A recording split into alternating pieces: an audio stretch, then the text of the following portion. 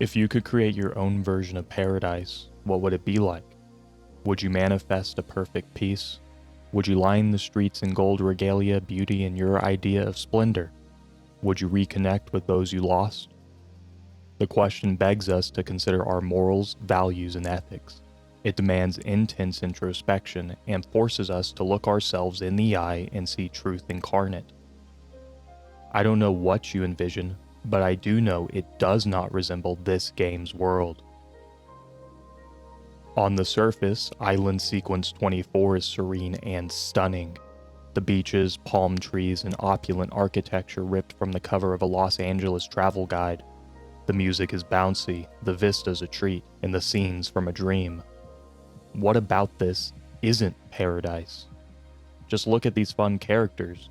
A crimson-clad goat woman, a hunkin' piece of robotic man meat, a scarlet skeleton mixologist, an ex-assassin with a sick set of wheels, a luxurious dog-loving architect, a brave warrior, and many more.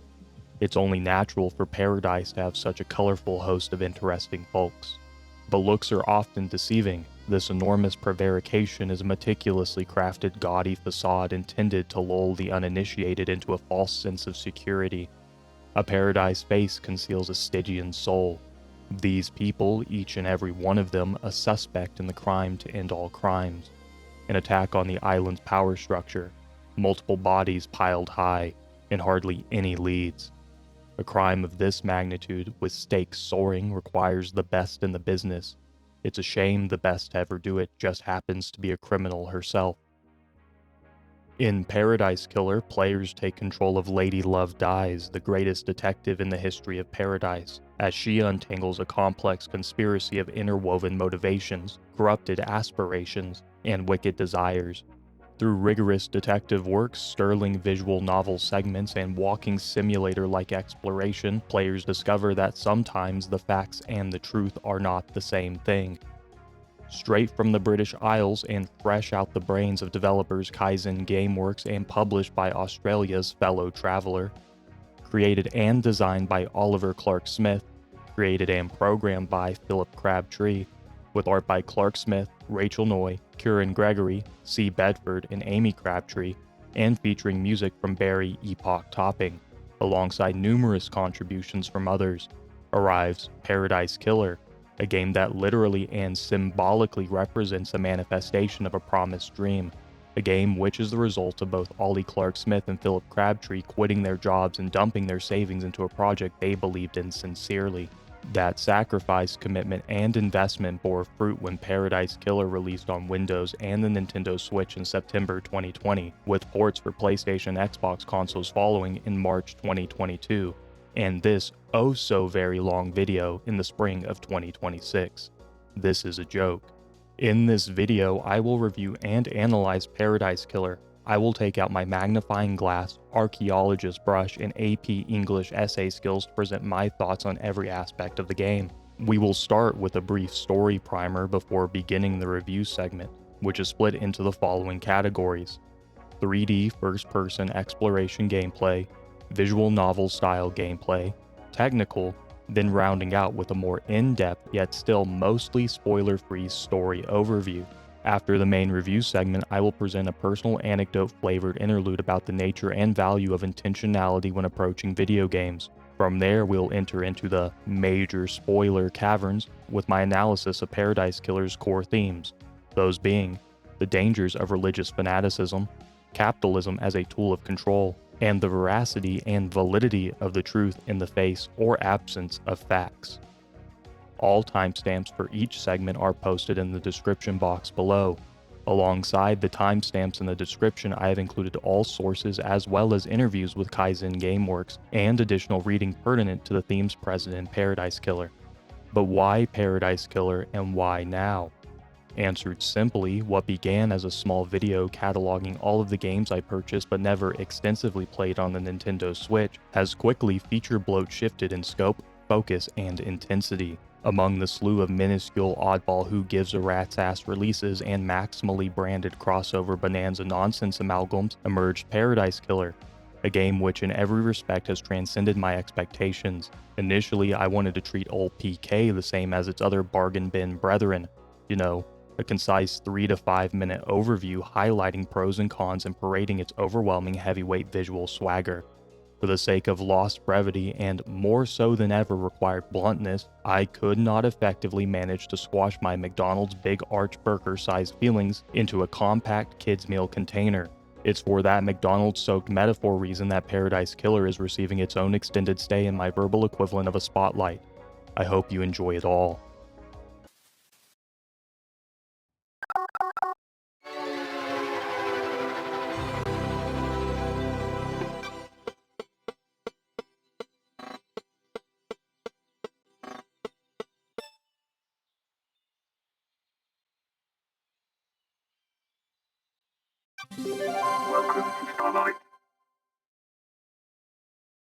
Our immediate story takes place on and during Island Sequence 24, the 24th attempt of the island's overlords, the Syndicate, to create a religious utopia capable of resurrecting their revered dead alien gods. Players take control of Lady Love Dies, an investigator who was disgraced during Island Sequence 13 after the god, Damned Harmony, deceived her. For her role in the downfall of Island Sequence 13, LD was exiled to the Idle Lands for eternity. However, as Lady Luck would have it, eternity did not account for the crime to end all crimes. Down on Island Sequence 24, the Syndicate's council and supreme leader, Montserrat, are killed in cold blood.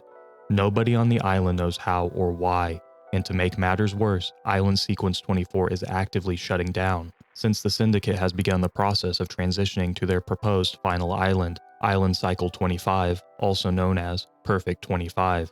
Lady Love Dies, the once venerated, now disgraced former lead investigator of the Paradise Psycho Unit, the authority on all things demonic, must return to the surface of the island to discover what has transpired, rekindle millennia of lost relationships, and supply justice to ensure Perfect 25 comes to fruition.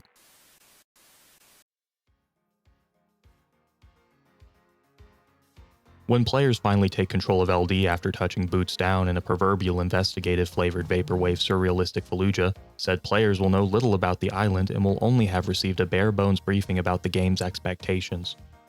We know there was a horrible crime committed and we need to solve it post-haste, put the perpetrator on trial, and exact justice to finalize the transition to Perfect 25. Outside of that minor dollop of scaffolding, individual player approaches can vary wildly. There are light guide rails in place to direct player attention and shepherd the more suggestible amongst us to the crime scene, but there is no pressure to follow any preconceived bullet-pointed mystery investigator game standard fare plot progression. This is open world, baby, so take your time and enjoy. Type A chatters can absolutely aim 9 Sidewinder directly to the front porch of PK's primary crime scene hooky action, but if that's not your exact style, then feel free to do a few laps around the incredible scenery, listen to some tunes, find collectibles, and just take it all in. You can begin unwinding this complex yarn in more ways than one, and as long as your innate sense of adventure and desire for progress is present, then the story will come at you just as much as you arrive at the story. What I'm trying to say more succinctly is that with enough curiosity, this game never feels truly aimless, since there's always something to do, whether it's bopping about at the beach or talking to our cast of colorful suspects. This preface now delivers us to the heart of our gameplay review segment. Paradise Killer's gameplay consists of 2 interwoven yet mechanically disparate flavors: 3D first-person open-world exploration platforming collectathons, and narrative-driven, options-oriented dialogue tree visual novel segments. The developers more succinctly refer to these 2 elements in conjunction as open-world investigation exploration. This marriage of styles, the Mirror's Edge platforming meets Assassin's Creed open world meets your favorite walking simulator meets Tokimeki Memorial Dating Sim dialogue meets FYI I Hate HP Lovecraft world building meets Danganronpa's everything else, is initially what made me hesitate to play PK earnestly despite owning the game for literally 4 years now, and shunting it off as a part of a compendium-style video that features the gosh darn, just dang darn raving rabbids. I know good and well now how short-sighted and wrong I was for these assumptions, but I think I've lost the plot on this segment just a little bit. So let's backtrack to this segment's thesis statement and dive curiously and thoroughly into the first aspect of this modern fusion meal of a holy cosmic dead god matrimony of a game. And yes, that was a modern fusion-esque metaphor. And yes, in fact, it was poorly conceived, but I think it was perfectly executed.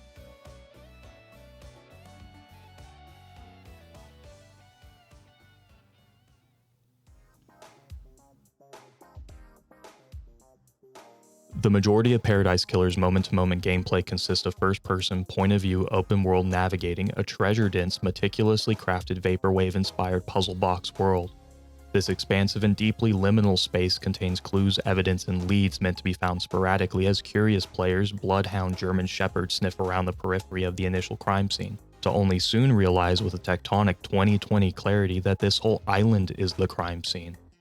A world that is tip-to-top decorated in the memorabilia and destitute sin of layers of willful wrongdoing. Each discovery made is another bullet point for good old Detective Dies, Love to mentally file away for an inevitable hearty cross-witness examination. Blood splatters, murder weapons, remnants of both B's and E's, secrets on secrets on secrets presented in oblique fashion with a fisher person's Hokkaido stall's worth of red herrings. Cataloging and discovering each supposed case breakthrough is a great deal of PK's fun factor, and serves as the primary ludonarrative impetus to progress through the game's not quite intended story. I have struggled to find a good place to include this specific tidbit, but I would be a terrible trip sitter if I didn't find a way to fully inform all legal participants of what they're about to hit. While this tidbit may have more wide-reaching narrative implication, it directly impacts the moment-to-moment gameplay, so I figured what the hell, include that shit twice, if not more, by the end of the scripting process. Literally everything in Paradise Killer is optional, and by cosmic horror gods above and cosmic demons below, or somehow maybe still above, I don't know man, space is weird. I do mean everything. It is entirely possible to finish Paradise Killer without collecting a single bit of information regarding the case LD was sent to investigate. Despite this truly freeform maximize put your money where your mouth is gameplay freedom, I strongly assume that most players interested in pursuing a murder mystery game with literary aspirations are not going to purchase a game to proudly refuse to play said game. Unless it was on sale, and you or me, and raving rabbits, etc., the act of booting this game to not play it is honestly pretty based, sure, but it's also crazy. So, from this point forward, if I use the word optional, I'm implying that it does not have direct correlation with the murder mystery. For example, this quest with the ghost fish on the roof that provides some currency as quest completion payment has no impact on the final trial in any respect. Therefore, it's optional in that regard. But literally, it's just as optional as talking to any character, which is pretty neat, but makes discussing mechanics on a functional level difficult. So I hope that clears things up and also provides some insight into PK's design philosophy. And if it doesn't, we'll talk more about the nature of optionality in the story portion of this video.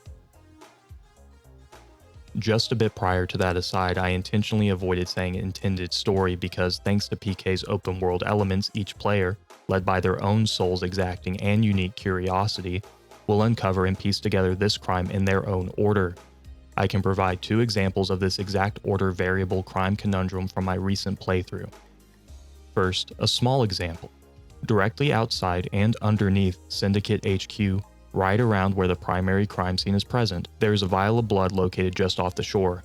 I did not find this clue until about 20 minutes prior to my version of the game's conclusion, whereas I assume most inquisitive narrative-focused players will find it much, much earlier. Secondly, a major example, my exploration-first idiot ass accidentally head-first stumbled into a, all caps, major in-game spoiler segment, prior to conversing with 3 main story characters, the Daybreaks and Doom Jazz if you're interested. I have read numerous accounts from other PK fans, and it's not uncommon for this, all caps, major in-game spoiler to be something players either miss outright or have to look up when they reach a roadblock. Again, I stumbled into it like a rube and felt like an absolute genius in the moment.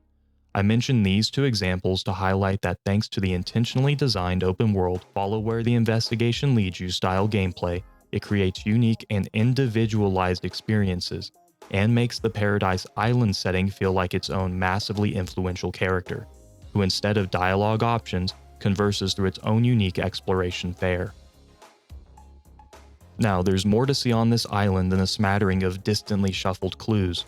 PK offers a veritable Banjo-Tooie style treasure trove of optional collectibles ranging from currency to unique vending machine beverages, to music tapes, to relics from when humans occupied this island. These collectibles are scattered to and fro in every which way. In nearly every nook, cranny, and crevice, the player will find some form of dopamine-surging positive feedback loop maximally designed flair. Through these optional collectibles, players can learn more about the history of this strange and esoteric world, and begin to piece together the nature of the larger non-chronological meta-narrative which informs the decisions of our immediate proceedings. Players who find the setting intriguing or are wanting additional non-critical details to inform their investigative praxis are rewarded twofold.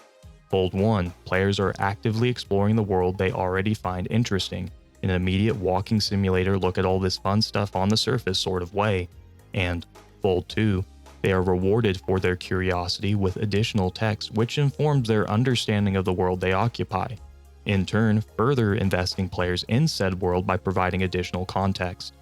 Players are interested in the world, players want to explore the world, players find relics which explain the world, which results in sparking additional intrigue.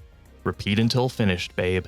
This circular rationale builds the first of many gameplay loops which PK uses to deliver on its promise of a fully realized, extravagant, explorable setting, both from a gameplay and narrative perspective.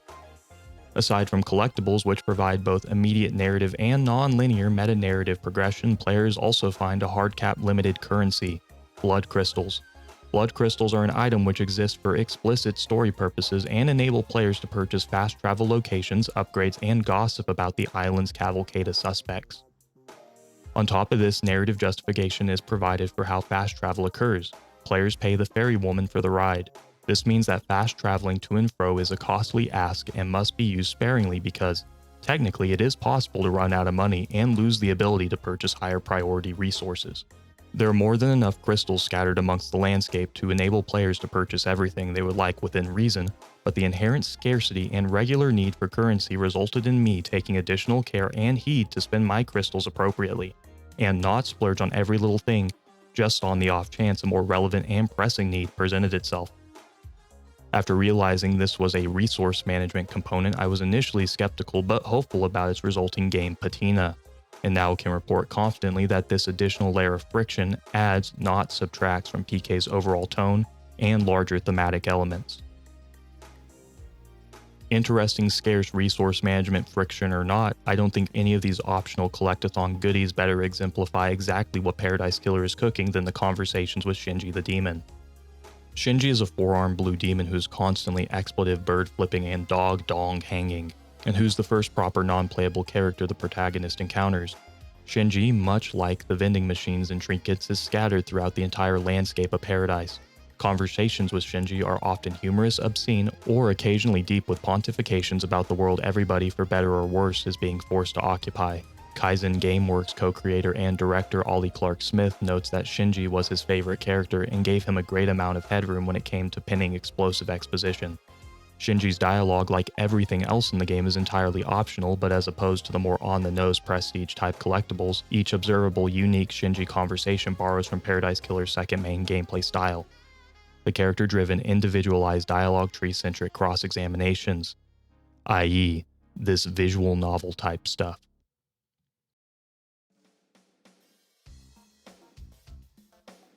While perusing and gawking at PK's world, even the most unobservant and dense players, and I am talking about me, will eventually stumble sticky-handed and lead-footed into relevant evidence. But what is a player supposed to do with this? Well, why not ask any of these weird guys about it? Dotted across the island and occupying effectively every major unique visual, for lack of a better term, biome, players will find an eccentric cast of evolved human suspects, and amongst those, the alleged Killer of Paradise. Every citizen has their own unique characteristics, motives, alibis, habits, contradictions, and information, which our protagonist, Lady Love Dies, must wrench from their digitally derived perfect computer games brains and force out their supple little mouths. That's a joke. I don't know why I wrote that. That's a joke. Players can direct LD appropriately in service of this larger goal of gaining information by navigating dialogue tree menus. These menus manifest in a handful of forms which impact gameplay in slightly different manners. First, there are questions related to your case files. Each character with their distinctive motivations will offer variable information. ranging from affirmations, denial, and deflections. Players are encouraged to present all information to characters to determine the shape of each character's knowledge related to the different components of the investigation. You ultimately never have a full view of what each character knows, so occasionally even the most innocuous, seemingly irrelevant line of questioning can result in elucidating case-altering information. Of course, not every character knows everything, so it isn't uncommon for a line of questioning to return flippant, single-sentence responses that either provide dialogue that shine a light on each character's personality, or occasionally redirects the player to another segment of the island, new characters, and additional lines of questioning. Occasionally, during the case file questioning, LD/the player is offered the ability to chime in with additional input, which is tagged with an attitude indicator and a vague gesturing at the tone of the content present in LD's response. Here I offer a slight criticism, but one that is not unique to Paradise Killer, instead affecting basically the totality of decision-oriented conversational choice mechanics. When faced with a decision, a tone indicator and casual nudge in directionality is occasionally insufficient to inform players of the outcome of their choice. This is because what the game thinks and what the player thinks these options mean are occasionally disconnected from each other. Players must guess at what these dialogue options mean in context to LD's personality and the game's assumptive responses. There were a few occasions where what I thought I was saying was in fact actually not at all what I was saying. One of these moments occurred during the final trial and forced me to restart the sequence to ensure LD said exactly what I intended. This disconnect is often minor and rarely occurs, but can still result in some confusion and frustration. Again, this is a minor gripe at worst and does not factor into my overall enjoyment or endearment towards PK. The majority of the time, the LD dialogue options lead to great, expressive, and insightful dialogue into the overall island theme and situation, and appear into the soul of these oddball mega-quirked character goobs. And to transition to Flavor 3, learning more about these big ol' potentially murderous goobs.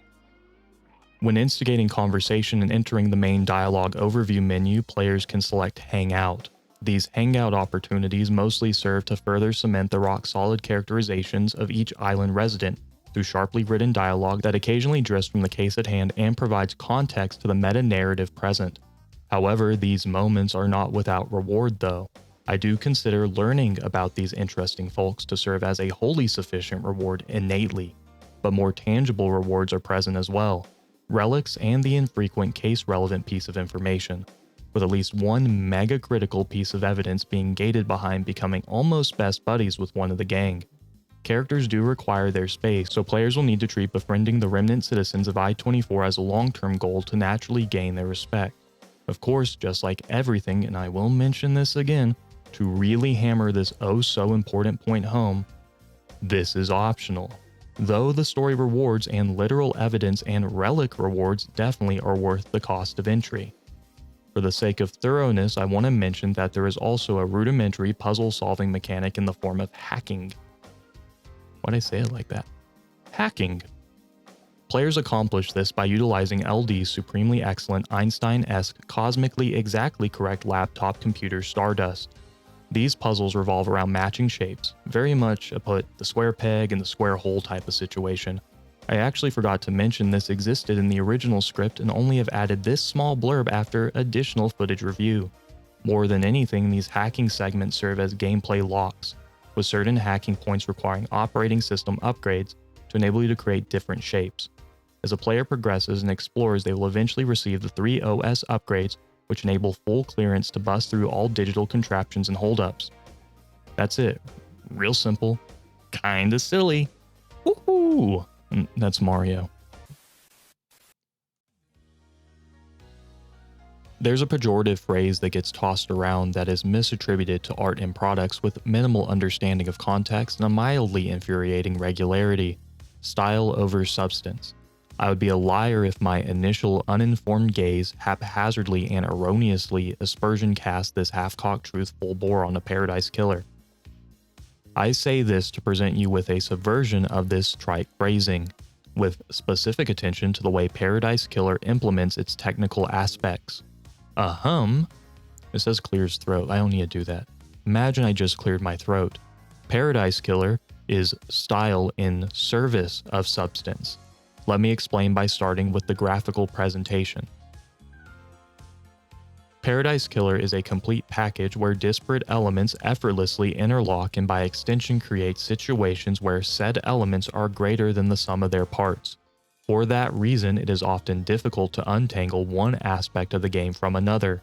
I find this no more difficult than when discussing the graphics and music, which are heavily inspired by Vaporwave aesthetics. I mention this because inside this technical category we'll have to do some deep diving and symbolism searching to really pin down this game's style in service of substance creation, meaning mild spoilers ahead from this point forward. I want to begin with a surface level overview and then put our spelunkers hats on as we descend into the 8th grade English final minds.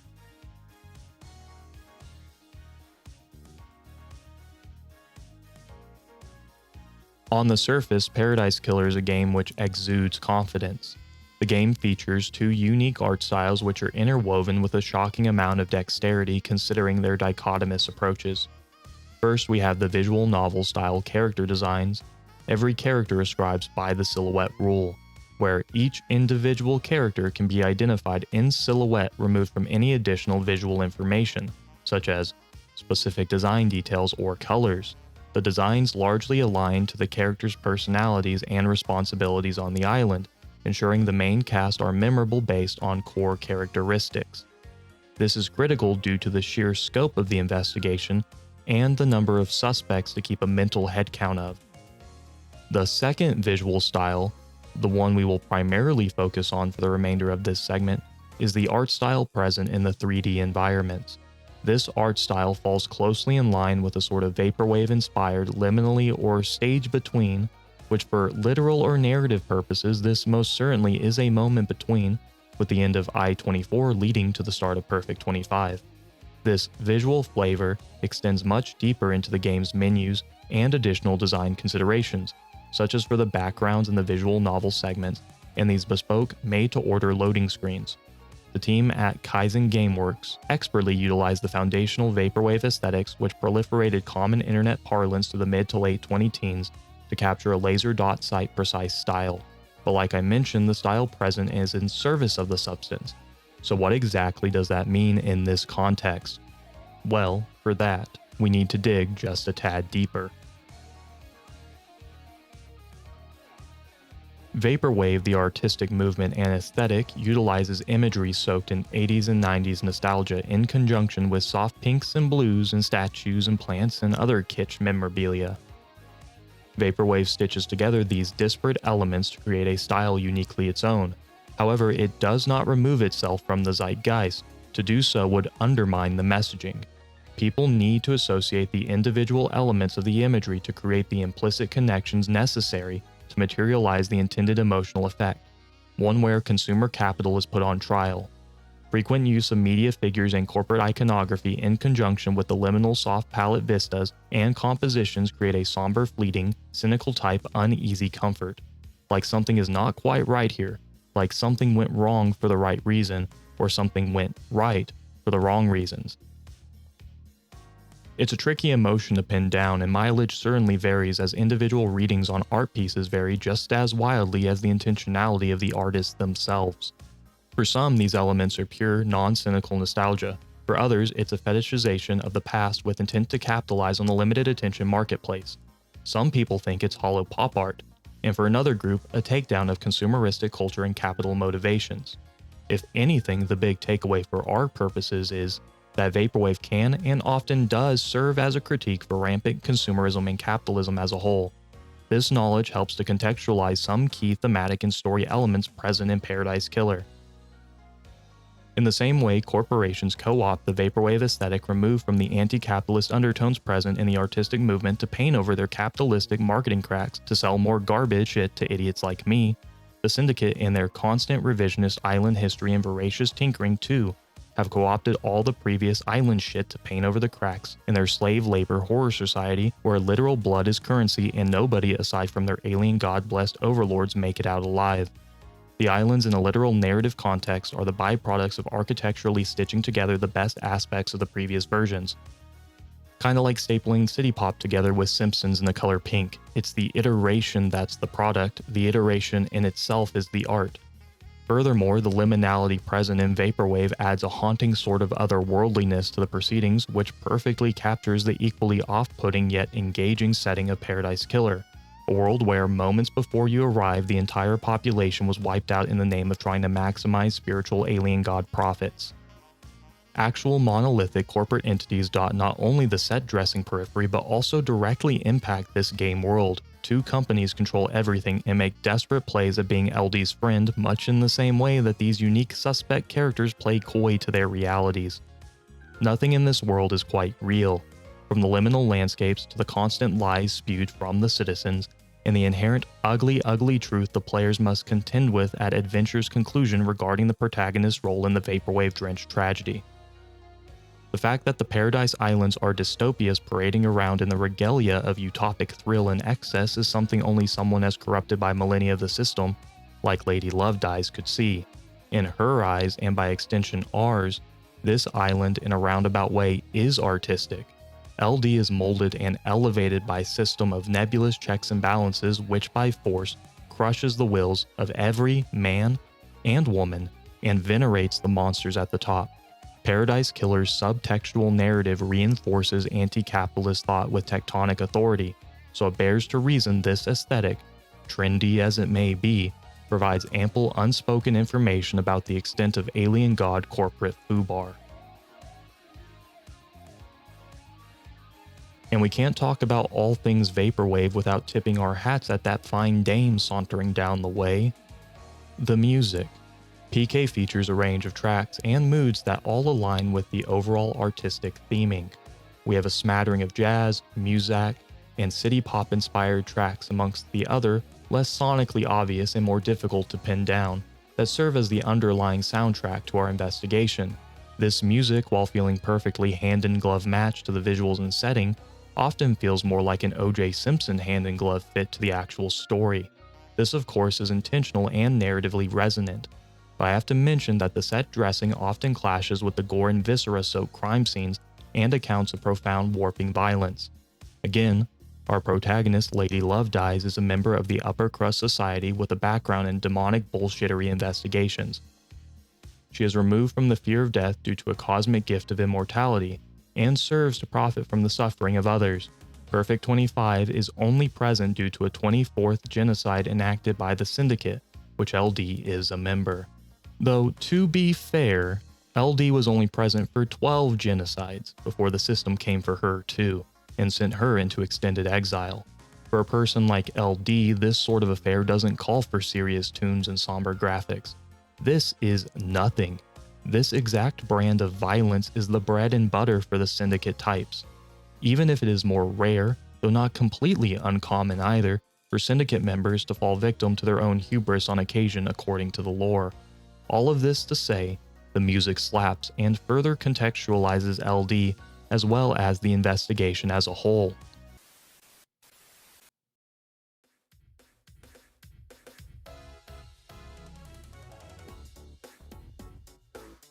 As a primer for our story segment in a beautifully constructed, structurally sound, magnificent bridge between two moderately partitioned segments, I need to take a brief moment to address a little bitty yet still fully pachyderm-like creature in our baby's corner.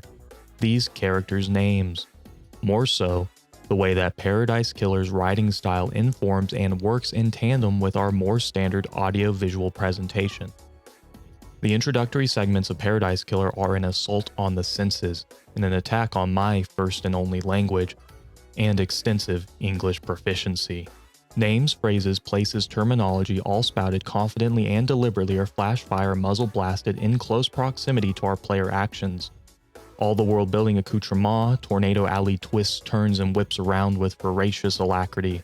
Lady Love Dies, Henry Division, Great Betrayal, Syndicate, Montserrat, Akiko 14, Silent Goat, Idle Lands, Damn Harmony, Carmelina, Silence. The intersection of common nouns, newly structured proper nouns beset with the innate baggage related to the murder mystery framing an aggressively weird slant left me thoroughly mentally jostled.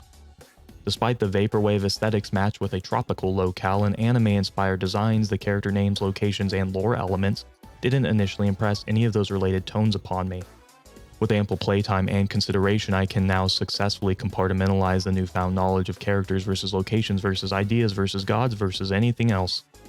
I know Moonlight Petal is a god. I know One Last Kiss is a character. I know Siberia is literally just Siberia and not something else entirely. The context comes slower than the initial whiplash shock of the magnitudinous rumbles of flagrant oddities. It feels a lot like beginning a new hardcore science fiction or fantasy series with enormous lore, including intense character backstories, new species, new slang, new planets, new lands, etc. You get it. I've always felt that hardcore sci-fi and fantasy, which feature an effectively new vernacular with the amount of nonsense words thrown at you from the jump, are intentionally written with as much objective nonsense as possible to hook a specific type of impressionable reader. After all, a person who can wade through the nonsense bog until they find the elusive solid ground of understanding is likely the exact type of person who can tease apart the larger narrative for maximum enjoyment. Just like how scammers will intentionally misspell simple words when trying to steal your personal information. The type of person who doesn't flinch at misspellings at supposed official documents is the exact type of person who won't ask too many questions once the scam's metaphorical hound dog's bowl full of victuals hit the deck. I believe Paradise Killer is performing a similar trick with its point-blank flat cannon blast of absolute contextless nonsense that requires multiple hours of untangling to make heads and tails of successfully. This mirrors the way that the game's overall detective narrative requires thorough review and untangling and further signifies LD's return to a similar yet distant world after her extended exile. We, the players, recognize certain elements. We know what damned and harmony mean, but in this world where combining of those words means something entirely different. The overall Vaporwave-inspired visuals are intended to jostle the player in a similar way. All of this stuff is familiar, yet means something entirely different in this context. To conclude in a manner befitting a segue, Paradise Killer is all caps weird. Intentionally.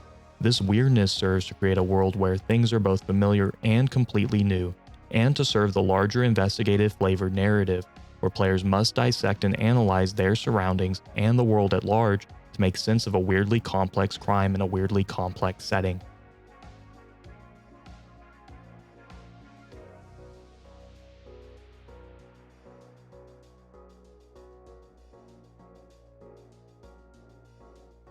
Paradise Killer strikes a beautiful balance between ambient world building through exploration, collectible relic text boxes, and character-driven action that occurs in the dialogue tree visual novel-style segments.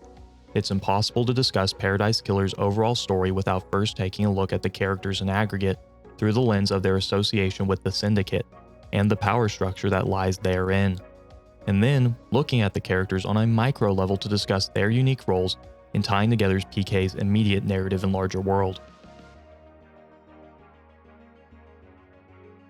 The Syndicate is an organization consisting of a hearty mix of religious fanaticism, fascist overtones, late-stage capitalistic ruling class anti-bravado, exclusionary tactics, and false chosen one narratives. The Syndicate, more concretely, is a collection of individuals who were blessed by a dying cosmic god with two unique gifts, with wide-reaching implications. The first gift was that of immortality. In PK, immortality isn't invulnerability. Syndicate members can still suffer the sting of permanent, perfect death. After all, the narrative impetus for LD's freedom from exile is to investigate literally a mass murder of Syndicate upper rankers. However, not invulnerable, immortality more so functions as never aging and never dying of sickness or not murdery related actions. It is implied that this immortality also in some fashion increases the Syndicate's vitality, as proven by LD's ability to hop from absurd heights and not take major damage. The second gift is the ability to create parallel dimension island sequences. The Paradise Island, which serves as the liminal, unsettling, eerily empty yet full backdrop for all game action, is the 24th such island crafted. The Syndicate's goal is to utilize these islands to muster great deals of spiritual energy to resurrect their dead alien gods. What exactly these aliens are and how the Syndicate proposes to generate such a massive overflowing spiritual energy is discussed later. With that brief overview of the Syndicate, we can now take a moment to provide an elevator pitch for all the major interactable characters. The architect of the most recent islands and the temporary leader of the Syndicate, Carmelina designed what is hailed as Perfect 25, the sequel to Island Sequence 24, and supposed final stop for the Syndicate in their path to dead god resurrection perfection. Carmelina is the only person capable of creating new islands, as the island generation gift was bestowed specifically on the Silence family. Carmelina is the last surviving member after the death of her parents. For her parents' crimes, Carmelina is not permitted to join the Syndicate Council. However, with the recent perpetration of the crime to end all crimes, the rules were bent to put her on the temporary throne due to her knowledge of the upcoming island transition. Carmelina's secretary and assistant, Yuri, has recently come into his own, following a rather awkward eternal adolescence. What once was a gawky and awkward young man has flourished into a handsome, confident, sure-footed, and ambitious eternal adult. Yuri comes from humble beginnings unlike many Syndicate members. His drive, passion, desire, and grit have resulted in a surge in his ranking within the organization. Yuri controls logistics and day-to-day operations of the island, including organizing events like the boat rides for citizens and directing the ferrywoman to shuttle the Syndicate around the islands. Owner of the coolest name in a group of individuals who all have really cool names, Witness to the end is a true believer in the Syndicate's religious pursuits. Witness oversees the end of island sequences and is tasked with ensuring clean transition. For this reason, Witness is hyper-aware and diligent about the potential for demonic extraterrestrial interference. Witness tends his exotic balcony garden of rare and beautiful plants while awaiting I-24's end and the beginning of Perfect 25. When Lady Love Dies arrives on I-24, she is informed there is already a suspect apprehended and in the custody of the Holy Marshals. Henry Division is accused of perpetrating the crime to end all crimes. Henry is not a member of the Syndicate and therefore is not blessed with immortality. Henry is the final citizen remaining on the island after every other citizen was sacrificed to the dead gods at the opulent ziggurat. Henry, however, was not eligible for such ritual due to a literal demon he harbors in his body, mind, and soul. Henry was possessed by this cosmic demon and allegedly killed his mother and the Syndicate's top exorcist. Since then, he has remained in the custody of the Syndicate's Holy Marshals. Somehow, Henry escaped his shackles and committed the assault upon the Syndicate HQ. He was once again restrained and is now under direct watch of Grand Marshal Akiko 14. Akiko has been a soldier nearly her entire immortal life. She took up arms at the age of 13 before a whisper's notion of the Syndicate existed, or before the promise of eternity wafted near her visage. Akiko is battle-hardened and oversees the island and by extension the Syndicate's personal police force, the Holy Marshals. Akiko was responsible for Henry Division whenever he broke free and committed the crime to end all crimes.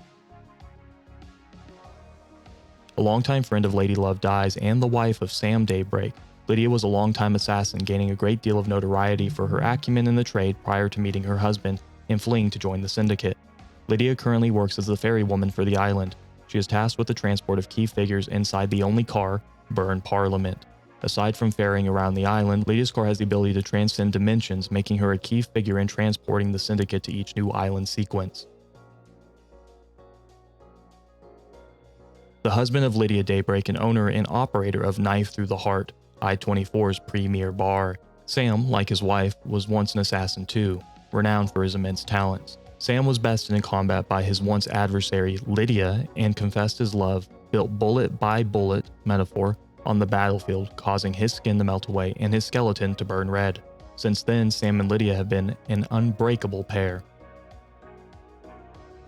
The Syndicate's top doctor, Doom Jazz, is an ex-military doctor whose passion for the craft was fostered in his youth to the point where he studied in secret inside the haunted Ziggurat Medical School. Doom Jazz lost both his arms while undergoing torture during the Great Betrayal. Fellow future Syndicate members Aiz Kiwami freed him from his captors and both fled to pledge allegiance to the Syndicate. Currently, Doom Jazz operates a medical clinic which serves to sort the ailments of the Syndicate. A capable warrior who's renowned for her leadership, once known as the Glamour of the Battlefield, during the Great Betrayal and the fall of her god Endless Moon, Crimson fled to join the Syndicate. Crimson recently, due to her blessings from the gods, was promoted to the island's idol by the Syndicate's leader Montserrat. Crimson now lurks deep within the sewers in a space she calls her own and sells secrets about the island and its residents for a blood crystal fee. Our protagonist and #1 investigation freak, Lady Love Dies, a Syndicate faithful, once held position of lead investigator for the Paradise Psycho Unit, a division of island security specifically created to oversee and address threats related to demonic incidents. Ironically, LD was bewitched and deceived by the very thing she was responsible for protecting against. Due to her deception at the hands of the god Damned Harmony, Lady Love Dies was exiled for eternity to the Idle Lands. After 8,000 years and over 10 new island sequences, LD is called out of exile as the only individual capable of solving the crime to end all crimes, the murder of the Syndicate Council. The judge, who funnily enough is voiced by Alicia Judge, I don't know if it's pronounced Alicia. Her last name's Judge, Lamau, an ex-council member and one of the first individuals the player encounters on their journey. The judge renounced their position in the council to instead fuse with the island to become the paragon of justice. Judge claims impartiality on all matters and is the final authority regarding culpability in all cases, including the crime LD is investigating. The judge serves as a secondary role outside the pre-prescribed characterization. The judge also serves as the gameplay key to unlock the finale. Players at literally any point, and I do mean any point, can tell the judge they are ready to prosecute the case with their gathered evidence. This begins the trial that ends the game.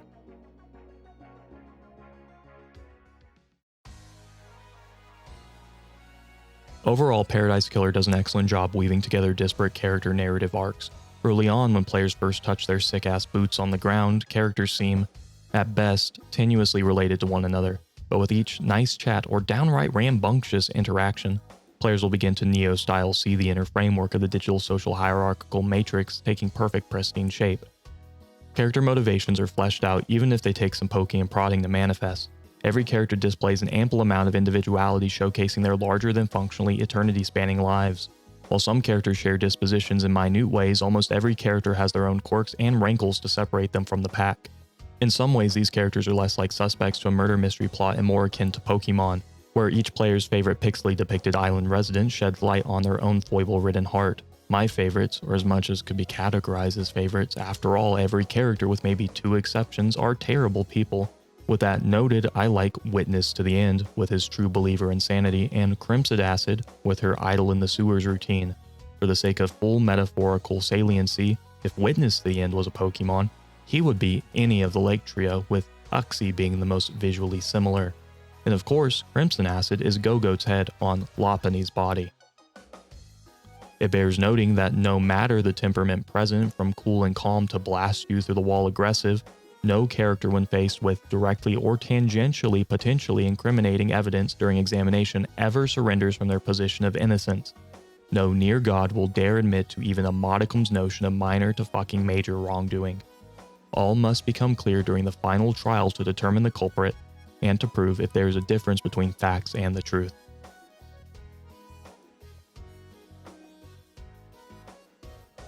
Paradise Killer succeeds in building a fleshed out and robust world over the course of its runtime. The main methods PK utilizes to build its meta-narrative framework include discussions with the island murder suspects, blurbs found in the hundreds, roughly, of scattered relics, and diegetic, wordless, environmental storytelling. For this segment discussing the story related to PK's world, I'm going to take these 3 disparate elements to craft a single cogent narrative. This is not an exercise in thoroughly recounting the millennia of storytelling present in Paradise Killer, nor is it a summary of every relic, blurb, and conversational information hotbed. Instead, I'm going to discuss the relevant narrative necessary to further contextualize the thematic elements at play. These larger themes are fleshed out inside of the trial segment of this video, where I intend on using PK's narrative trial hook against itself in the same way Lady Lovedeyes puts the alleged Paradise Killer on trial.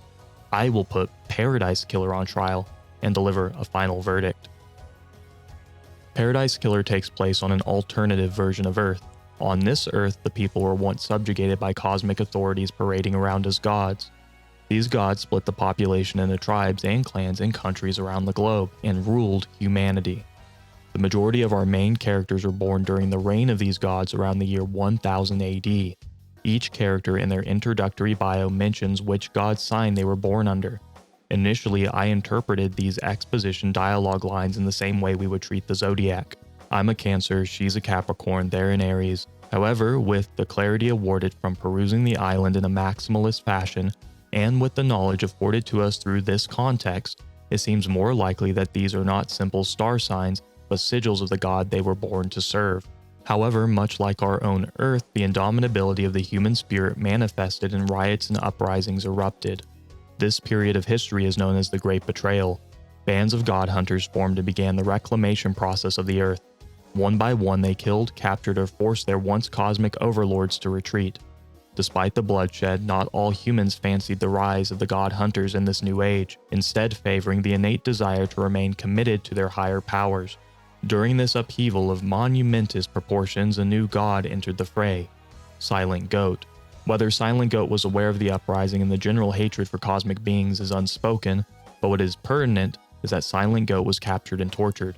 During their torture, Silent Goat made contact with a band of true cosmic deity believers, those rare few who remained pious despite the revolutionary tide shift. Silent Goat, prior to his death, granted upon these true believers a blessing: the ability to slice into a parallel world and create a paradise of their own making. These blessed individuals, seeing themselves as the next form of human evolution cosmically ordained by a great now-dead god, formed the Syndicate and committed themselves to the resurrection and worship of their now-dead gods lost during the Great Betrayal. Sometime not long following the Paradise gift, the Syndicate gained their immortality. Rather, from cosmic grace or newly developed technology, doesn't matter. What matters is the Syndicate found a way to sustain their natural vitality. But immortality, it must be noted, is not invulnerability. With their newly granted powers and stated purpose, the Syndicate created their own version of Paradise, an island removed from the real God Hunter-filled world, and began taking steps to resurrect the lost. You see, dead gods are still gods who exist outside of humanity's life and death binary, and it is implied that with enough worship, the entombed bodies of these gods will be reinvigorated with enough vitality to regain their former footing. But how much worship is enough worship to resurrect a dead alien god? Certainly, the relatively small, somewhat insular by design Syndicate, despite their true believer status, would be insufficient, so the requisite worship would require additional participants. This realization resulted in the decision to coordinate an effort to shuttle citizens of the Earth to the parallel island dimensions. These individuals would not serve as members of the illustrious Syndicate, and would instead only be referred to as citizens, normal people who exist to worship the dead gods for the sake of resurrection. But the resurrection of a dead alien god is not simple work. It is an iterative process that is bound to encounter a few kinks that need addressing. After the first Paradise failed to reach any level of success related to the stated goals, a clean slate was needed and plans for a second island commenced. Now, creating a second island wasn't easy either. After all, the first island required Silent Goat's ultimate sacrifice. How could the Syndicate possibly emulate a literal cosmic deity's martyrdom? The answer was clear. Every citizen on the island would be summarily rounded up and sacrificed to the gods. This sacrifice, monumental in form, and its accompanying river of blood would psychically charge the universe, and the sacrifice of every man, woman, and child in the name of the Syndicate would mimic in some fashion Silent Goat's sacrifice for the Syndicate. Once the citizens' blood gushed in fountains from the mouth of the opulent ziggurat, then the Syndicate could form a new island and boot, scoot, and boogie to a new, better, more well-thought-out version of Paradise. Unfortunately, issues continued to arise. Early in the island sequence cycle, additional cosmic authorities set their sights on the islands, the Syndicate, and the citizens.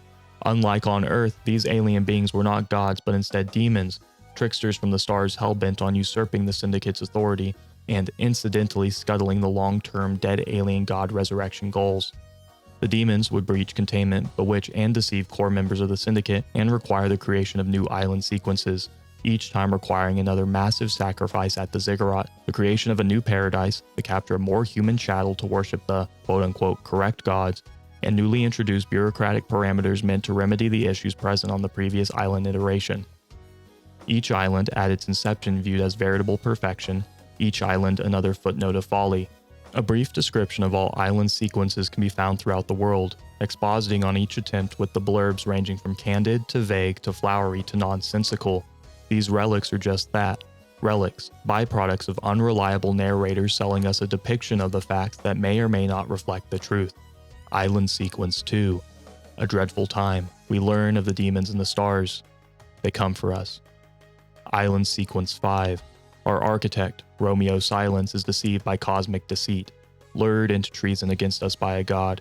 He is executed, and the Silence family are forbidden from ascending to the council. Island Sequence 8. Removed from history. Island Sequence 15. Montserrat leads us to the real world to reclaim the corpse of Dire Rose. Tragedy strikes. The god hunters repel us. And so on, until we arrive at our story's setting, 24 island sequences deep. During the millennia that passed and the 24 attempts at perfection, The Syndicate has managed to retrieve one god from Earth, who now gathers energy inside the pyramids, alongside the resurrection of two others, one currently barely alive in the Siberian underland, and another terrorizing the dark side of the moon in a city made of gold, both still requiring capture and shuttling to the numerous empty pyramids situated on the cusp of the island. Three gods, thousands of years, and tens of thousands, if not more, human lives forced into dedication to the cause. But now for our immediate story setting, Island Sequence 24. What was supposed to be perfection has devolved into utter chaos. 10 years prior, a demon breached containment and possessed one not-so-lucky citizen, Henry Division. This incident resulted in a flood of demonic agitators, which crippled the island's hopes of true perfection. Henry was arrested and sentenced to life in prison, since execution would result in his demonic possessor freeing itself and potentially causing another massive incident. Due to this demonic interloper invasion, plans were drafted by the island's architect for a truly actually perfect this time island, Island Sequence 25, or colloquially referred to as Perfect 25.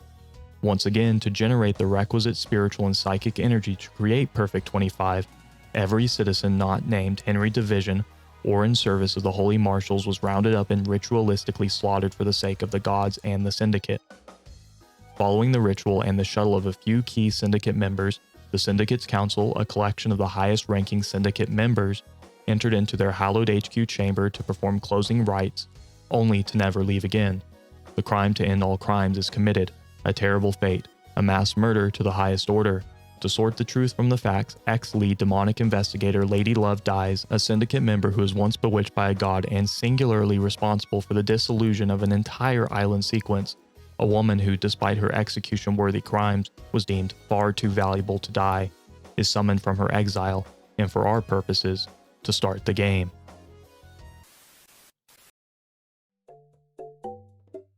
Brief note before jumping into this portion of the video, this segment is heavy on personal anecdotes. This segment is about intended experiences and their relationship to player agency, and the notion of intentionality regarding products versus art. I swear to all that is holy above that this is relevant. However, if you're just here for the games, man, then feel free to skip ahead. I first purchased Paradise Killer through the Nintendo Switch eShop back in 2023. At the time, I was living in a duplex with two mostly stranger roommates. I was connected to these mostly strangers by a mutual friend who knew I was searching for new housing and was aware these goons were struggling to pay their rent. While not full-blown, can you spare some change, sir, or madam desperate, I was beginning to experience actual, shoot-up, covered-in-sweat nightmares about finding warmth during the winter inside my decades-old car. With that frosty visage looming heavy in my mind, I took the duplex boys up on their offer and assumed residence in their filthy third bedroom. My first roommate was the elder of the pair. He was employed as a sous chef at a local establishment which was almost as close to fine dining as our town offered. He was an affable guy with a caring spirit who made friends easily. His primary vice was popping Pokemon card packs even if funds were tight. I've spoken about this roommate previously.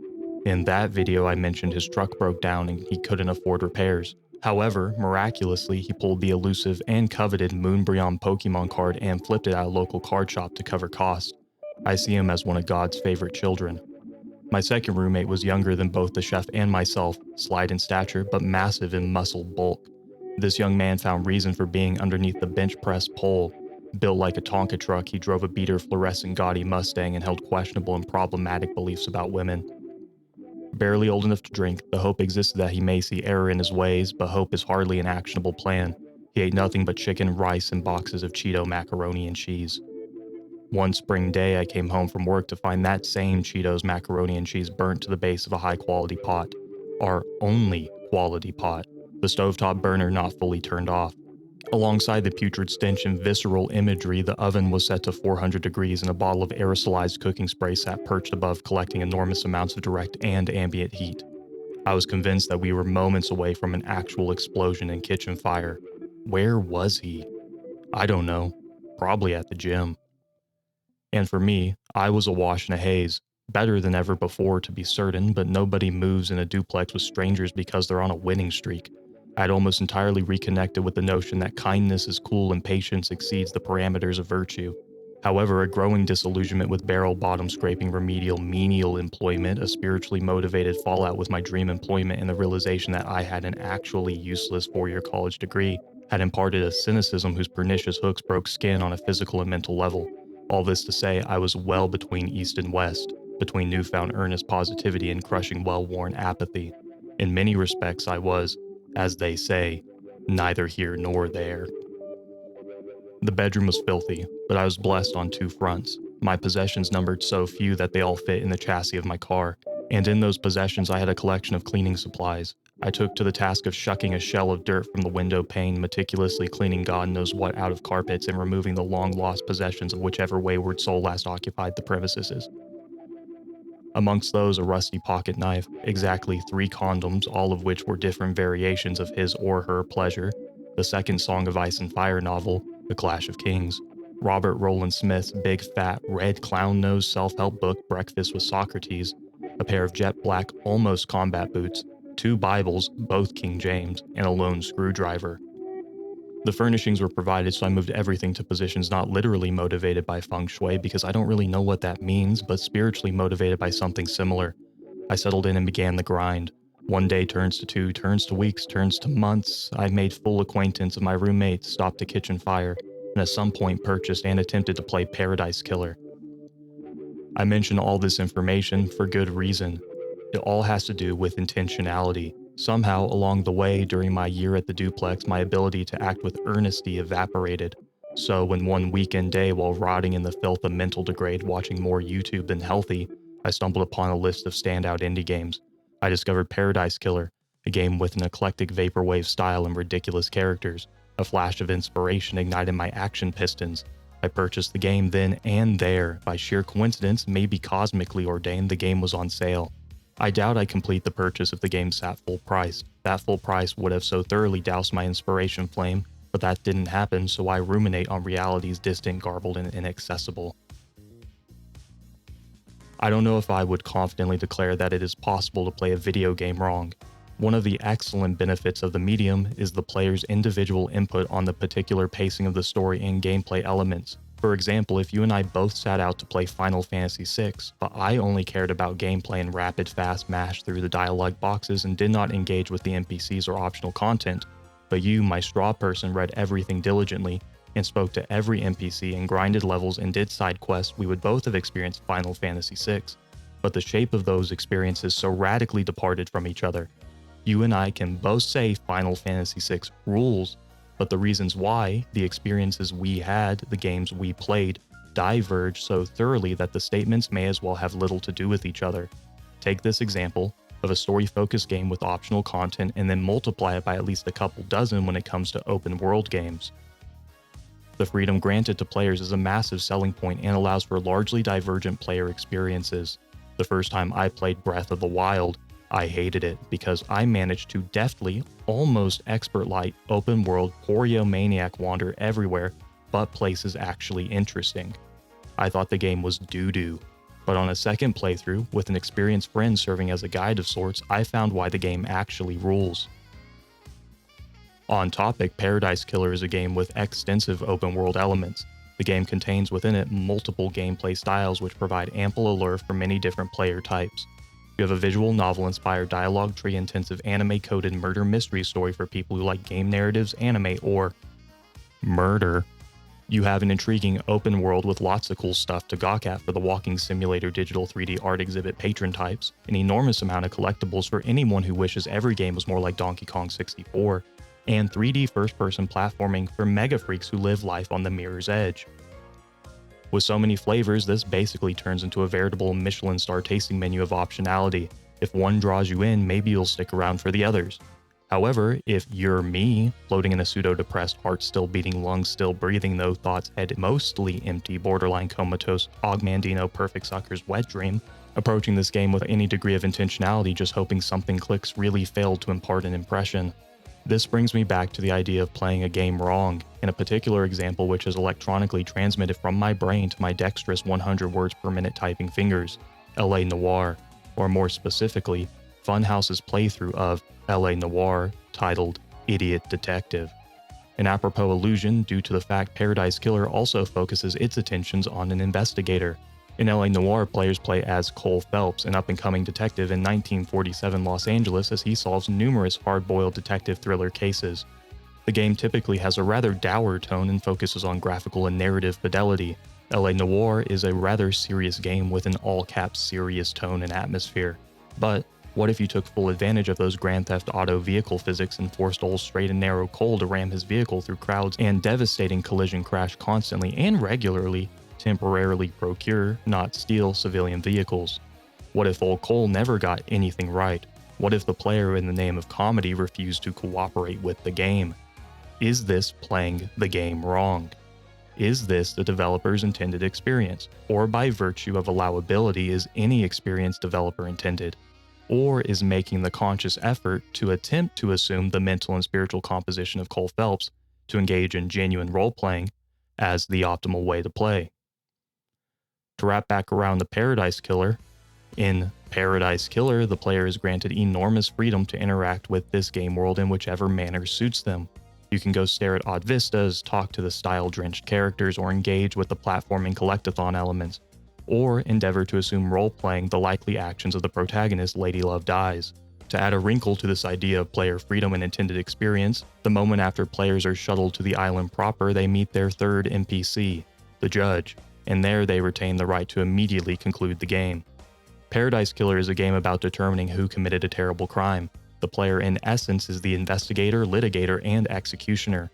The guilty party is determined through a trial conducted by the judge, who serves as both the judge, obviously, and the jury, making them the ultimate arbiter of truth. To begin this trial, players must simply tell the judge they're ready to begin. And I do mean this is possible at any time. If the player decided to act in this manner, they could talk to the judge and begin the trial with literally no evidence and no interrogations. Paradise Killer offers an enormous amount of freedom between its gameplay styles and its player-guided narrative pacing.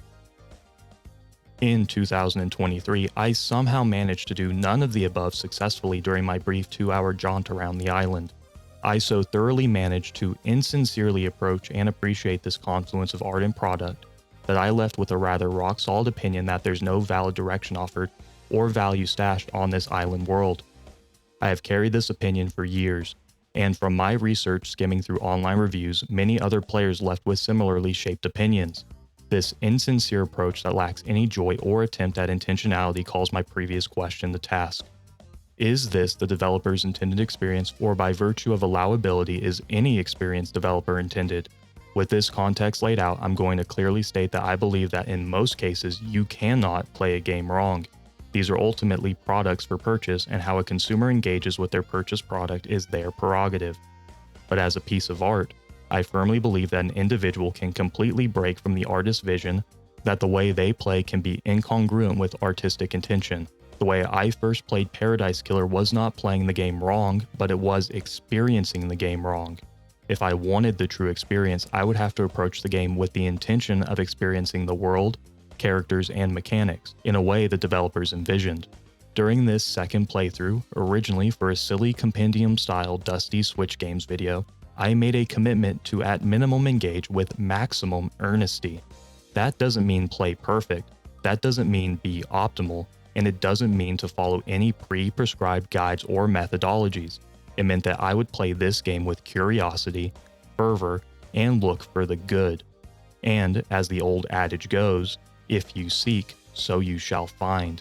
And I found an authentic, one-of-a-kind experience that successfully proffers a thematically rich narrative, an engaging world, rocking presentation, and multiple disparate yet somehow uniquely united elements.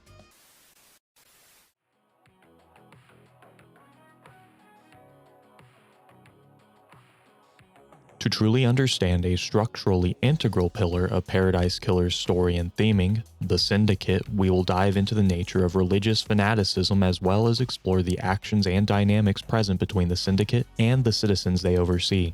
To briefly summarize once more for perfect thoroughness, the Syndicate aims to resurrect their dead and angry space gods by channeling large concentrations of spiritual energy. These gods are live wire freaks with penchants for fury, which begs the question, why the Syndicate wants to resurrect palpable threats? What are they trying to achieve? No group would want to bring about an Armageddon-level event so flippantly. Let's begin by dissecting these motivations in the larger role religion plays in Paradise Killer, how that informs the Syndicate's actions, and discuss the dangers of mythologizing regimes. We'll start with the latter, as the nature of mythology greatly informs our understanding of the lens we're forced to utilize when analyzing the Syndicate. First, what do I mean by mythologizing? Mythologizing, in essence, is the action of taking real events in human stories and morphing them into legend. It's about taking routine actions and elevating them and enshrouding them in pomp and circumstance and epic grandeur.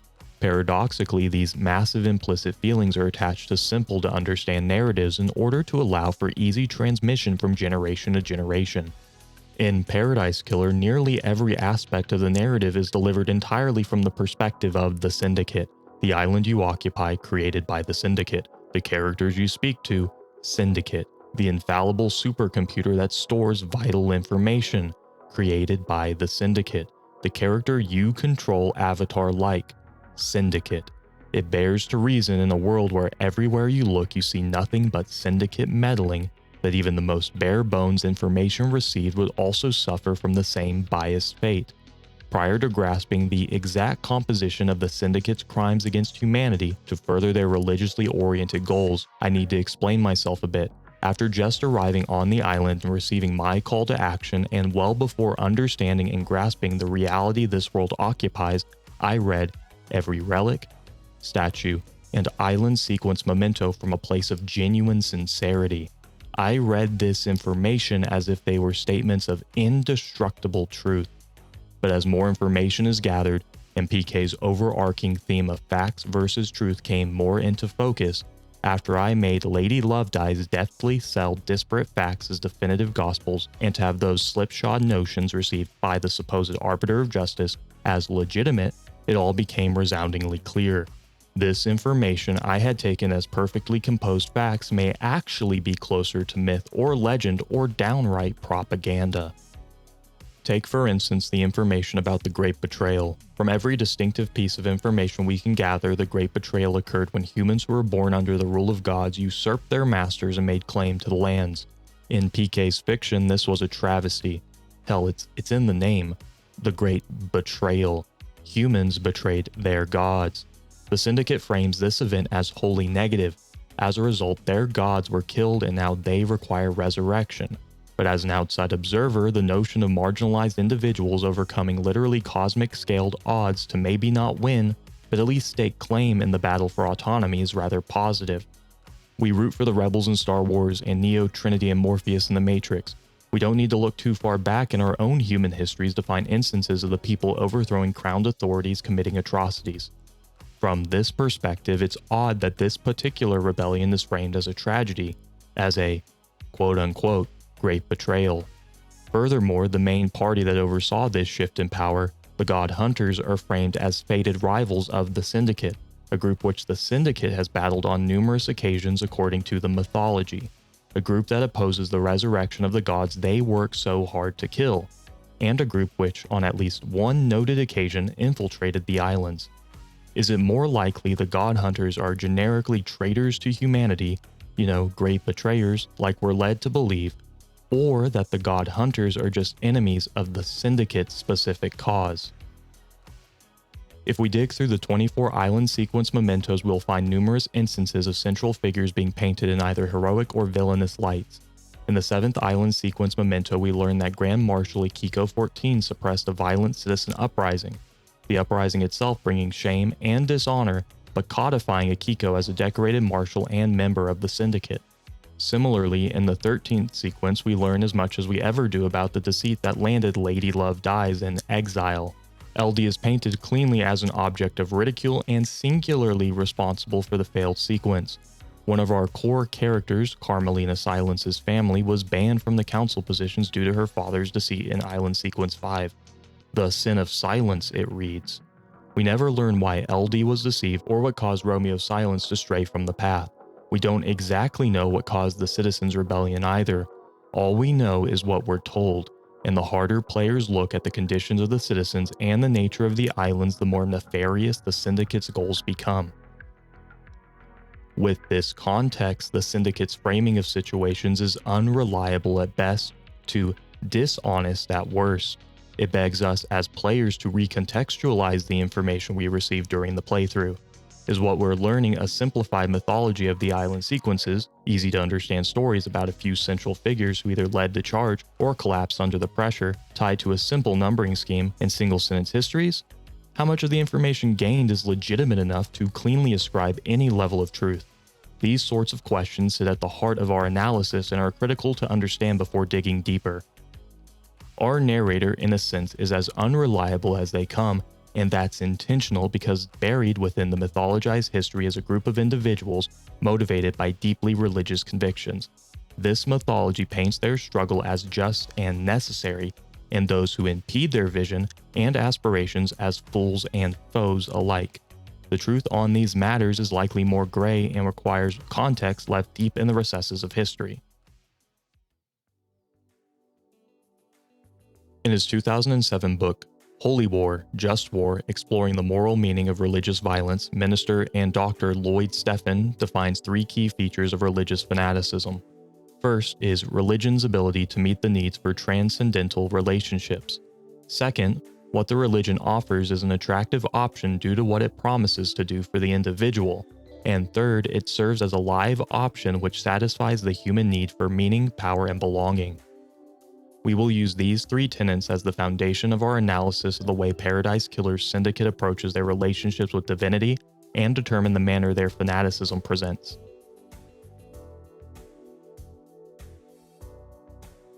Quote, "Human beings have a spiritual longing for understanding and meaning, and given the mystery of existence, that spiritual quest can only be fulfilled through some kind of relationship with ultimacy. Whether or not that takes the form as a transcendent other, religion has power to meet this need for meaning and transcendent relationship." End quote. The world of Paradise Killer, while in many ways is not unlike our own, diverges from our mundane notions of normalcy. In the PK world, gods emerge from the stars and commune in tangible manners. In the world we occupy, the realm of the spirit and the flesh are separate, with many religious rites existing to bridge those gaps. Religions make claims that literal gods can commune with prophets to extol prime messaging. In Paradise Killer, while prophets may exist, their purpose is not as critical, since these gods manifest in corporeal form to direct their believers in turn. For 2 examples that hammer this point home, we don't have a literal god stashed away in our pyramids who literally laughs in our face after hearing about a mass casualty event. Second, humans have never managed to kill and bind a god deep beneath Siberia. PK's world invites notions of religion in a more literal, palpable sense for a few reasons. First, by making these cosmic deceits take physical form, it makes the proceedings land closer to home. These gods are real, and there is one literally in that pyramid over there. Second, the concrete form of gods, demons, superhumans, and normal folk draws hierarchical lines between different groups. With these often blurred lines drawn, it allows the story to investigate the themes of class, i.e., demons versus gods versus the syndicate versus the citizens, and the nature of worship, i.e., what separates a demon from a god, from the syndicate, from the citizens, etc. The syndicate essentially was formed as a response to shifting perceptions in PK's version of the real world. The Great Betrayal saw the bulk of humanity unite to usurp the reins of power from their once cosmic oppressors. The syndicate's early founders were true believers who never faltered when buffeted by the hail of change. For their diligence in their belief and unwavering commitments, they were literally rewarded with psychic powers, immortality, and their own worlds to build paradise in their own vision. In this way, the relationship present between people and God manifested in a literal, transcendent, transactional relationship. Once paradise powers were established and the island sequences began, the syndicate committed themselves to the resurrection of the gods whose banners they once flew, valuing these once prescient connections to a higher power now lost. The syndicate, in turn, utilized this desire as a means of control over an island of citizens held hostage to their demands. In a roundabout way, the utilization of slave labor to worship the dead gods of the syndicate has the makings of forcing these people to worship the syndicate themselves, which is a clean segue into discussing the perversion of their religion, i.e., the syndicate's utilization of religion for personal gain.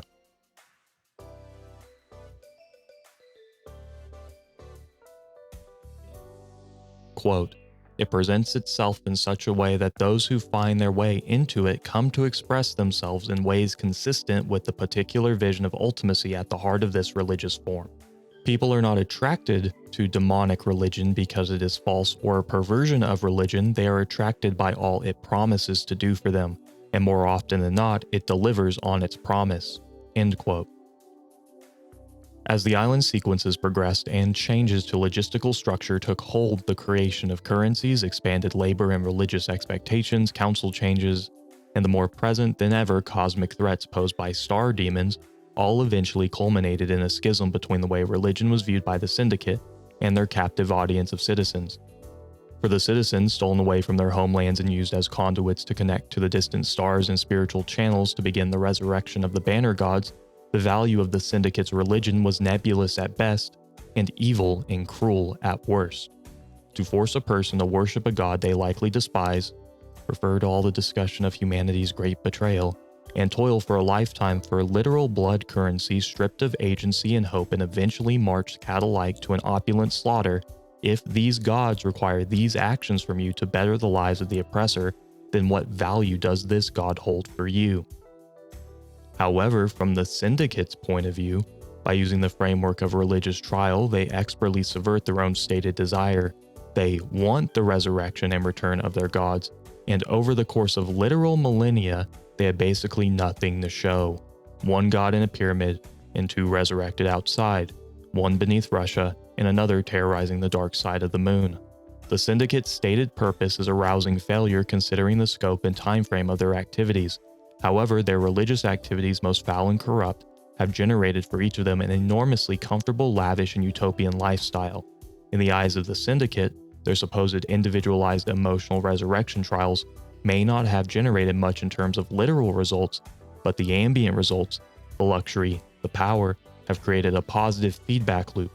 Continue the mistreatment in the name of God and reap phenomenal physical rewards. Quote, "This form of religion presents itself in competition with another way to be religious, the life-affirming option, and it sometimes wins. It wins because it is present to the moral consciousness as a live option that addresses spiritual need and satisfies human longing for meaning, power, and belonging." End quote. When the Great Betrayal occurred for the first time in gods know how long, that's intentional wording, the true believers of the banner gods were staring down the actual barrel of irrelevancy, or worse, outright treason. Silent Goat's gifts enabled the fledgling Syndicate the opportunity to escape a changing world where they no longer were the food chain toppers. The creation of the islands is the literal culmination of the notion that through religious fanaticism people gain meaning, power, and belonging. First, meaning. The Syndicate as the island's masters gain meaning through their stated goal of resurrecting their dead alien gods, and through micromanaging that process through the capture and taming of the citizenry. Second, power.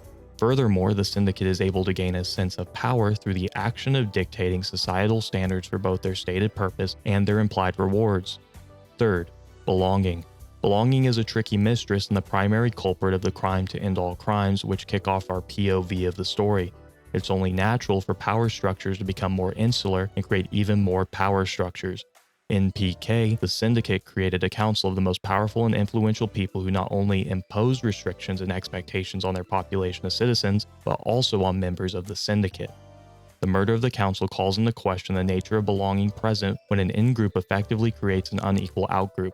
How do those in said out-group respond and feel about their experience and justice when faced with the reality that in the grand scheme they have found meaning, power, and belonging through association with an even larger power structure?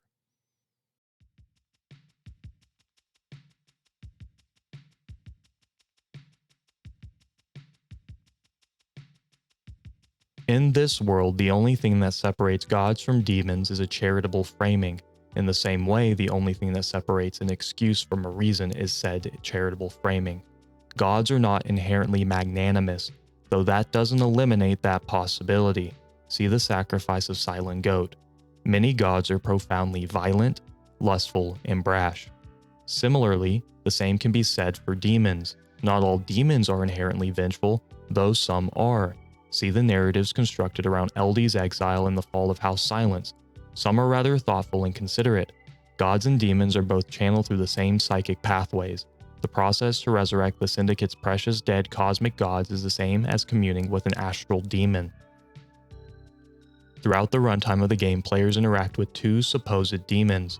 First up, we have the literal first NPC the player encounters, Shinji. Shinji arrived during a wave of demonic possessions which tainted Island Sequence 24. All but one other demon were eliminated. Shinji, all things considered, is a pretty cool guy, ascribing to traits that tilt towards chaotic neutral at his worst. Shinji mentions explicitly that the ultimate goal of the gods the Syndicate worships is to drown the earth in bloodshed and death. Shinji further pontificates that the Syndicate is arrogant in their assumptions about their importance in the scope of the grand universe. Ultimately, Shinji is too curious to flee from the islands and awaits termination alongside the island sequence as a whole.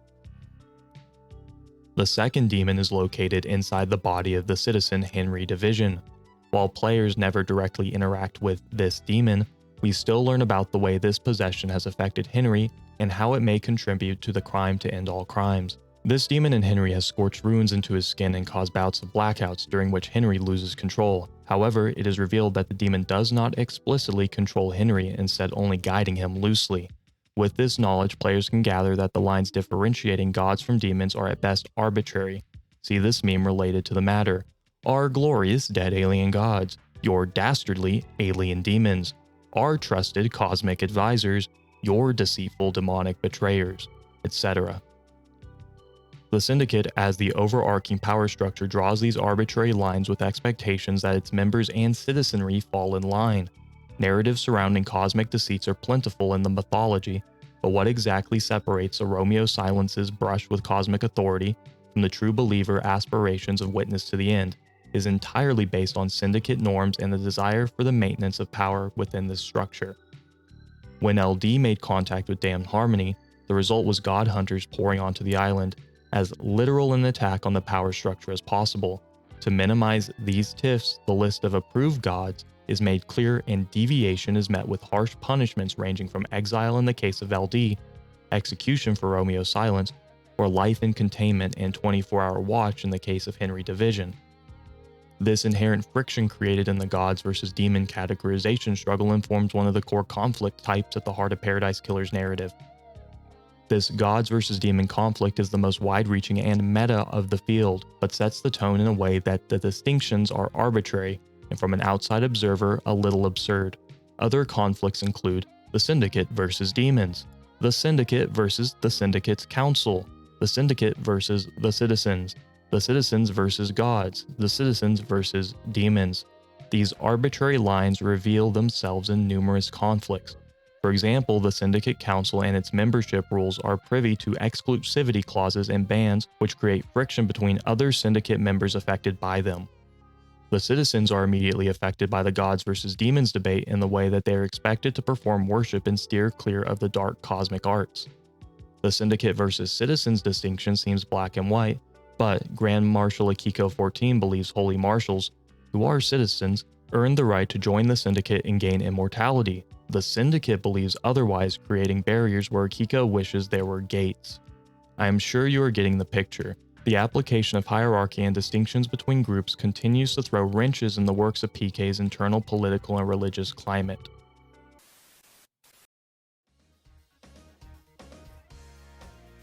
The second theme Paradise Killer extols is expertly interwoven into the religious nature of the island, but unique enough in execution and approach to warrant its own overview. This second category is the anti-capitalist tone and theming present throughout Paradise Killer's narrative beats and environmental design. In this section, we're going to explore this theme by reviewing the following points: the Syndicate as a ruling class and how they abuse their citizens, the Syndicate's efficacy as a statement regarding rewards unrelated to stated progress, and how the environment of the supposed Paradise Islands tells stories related to struggle, propaganda, and fleeting pleasure. Before we can fully indulge with the rebuttals of capitalism present in the thematic elements, we must first understand at a baseline what is being commented on. Welcome to an interdisciplinary overview of economics and ethics, Capitalism 101, presented by me, a guy who has a 4-year college degree in something completely unrelated. I mention my schooling specifically to highlight that I am not a perfect expert in this field. I have a rudimentary understanding and opinions outsized for their understanding due to living in a garish hyper-capitalist country. If you are looking for a deeper understanding of the mechanics of capitalism, I recommend you seek out proper scholarly work by individuals who have committed their professional lives to the cause of knowing. This segment otherwise is brief and direct and serves as a primer to discuss Paradise Killer's narrative elements inside the relevant framework. Anyways, what is capitalism for the uninitiated? Harvard Laird Bell Professor of History and author of Capitalism: A Global History, Sven Beckert, provides this simple definition of capitalism in an interview with the Harvard Gazette. Capitalism is, quote, an economic logic in which privately owned capital is invested productively, with the primary goal of producing more capital. This definition explains something else about capitalism.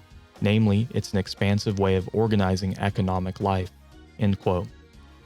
Advocates for the system argue that it breeds innovation, enables freedom of choice, and drives economic growth. However, instead of promoting alleged benefits, many commentators and pro-capitalists champion positions rooted in attacking the opposition. In an article for the Cato Institute, a libertarian think tank headquartered in Washington, D.C., former Cato CEO/president, man who once made nearly $5 million in 1 year, publicly admits to giving his subordinate business executives Ayn Rand as required reading, believes that Scandinavian happiness is closer to that of a 22-year-old pot smoker than true eudaimonic happiness that comes from the sleep deprivation associated with starting your own business, and current banking director John A. Allison IV argues that instead of extolling the virtues of the system, it is imperative for conservatives to attack collectivist arguments as inherently immoral based on a nebulous notion of violating personal rights, claiming that the United States leads in innovation and the world copies because, quote, their people are either forbidden from or not rewarded for innovating, end quote. If this man doesn't have a syndicate heart, well, find me someone who does. Go read some more of his quotes. And I think if I found like the guy, maybe. Oh. Opponents of capitalism cite the system as generating enormous financial inequality, which in turn breeds social inequality, valuing profits and progress over human life, exacerbating climate change, and eroding democratic systems. I argue that these anti-capitalist sentiments are present and threaded throughout Paradise Killer, and largely displayed by the game's main characters and association, the Syndicate, to provide a quote often erroneously attributed to John Maynard Keynes, but almost certainly originating from another anonymous individual that succinctly sums up the Syndicate. Quote, capitalism is the extraordinary belief that the nastiest of men, for the nastiest of motives, will somehow work for the benefit of all, end quote.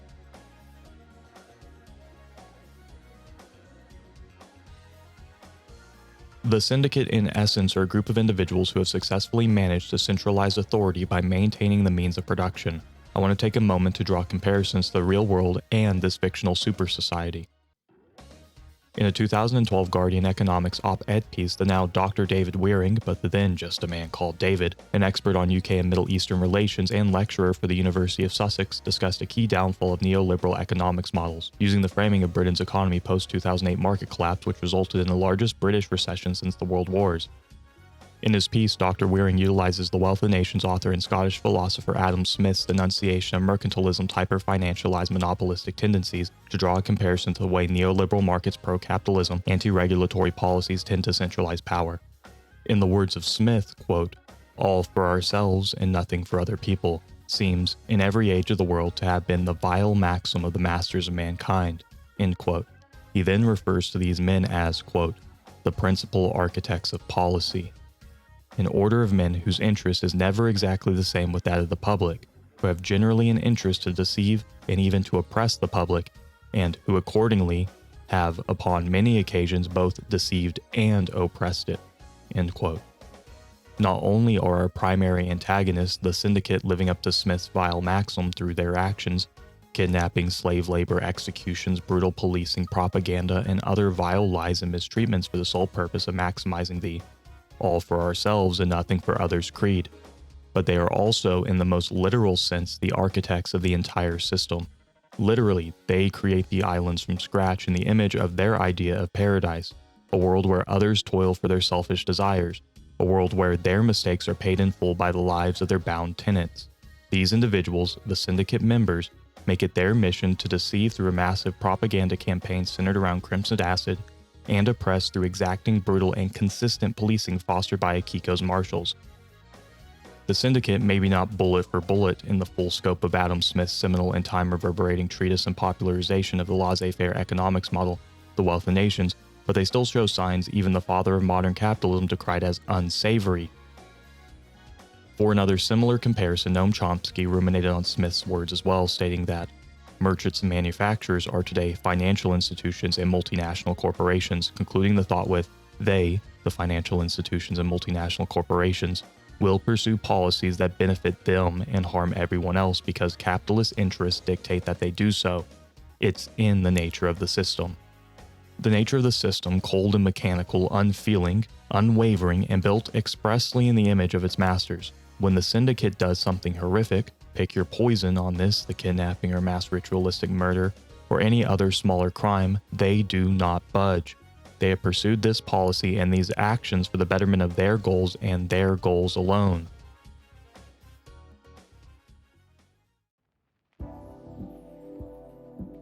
For the syndicate to achieve their goal of resurrecting and freeing their dead cosmic gods, they require an enormous amount of spiritual energy generated through worship.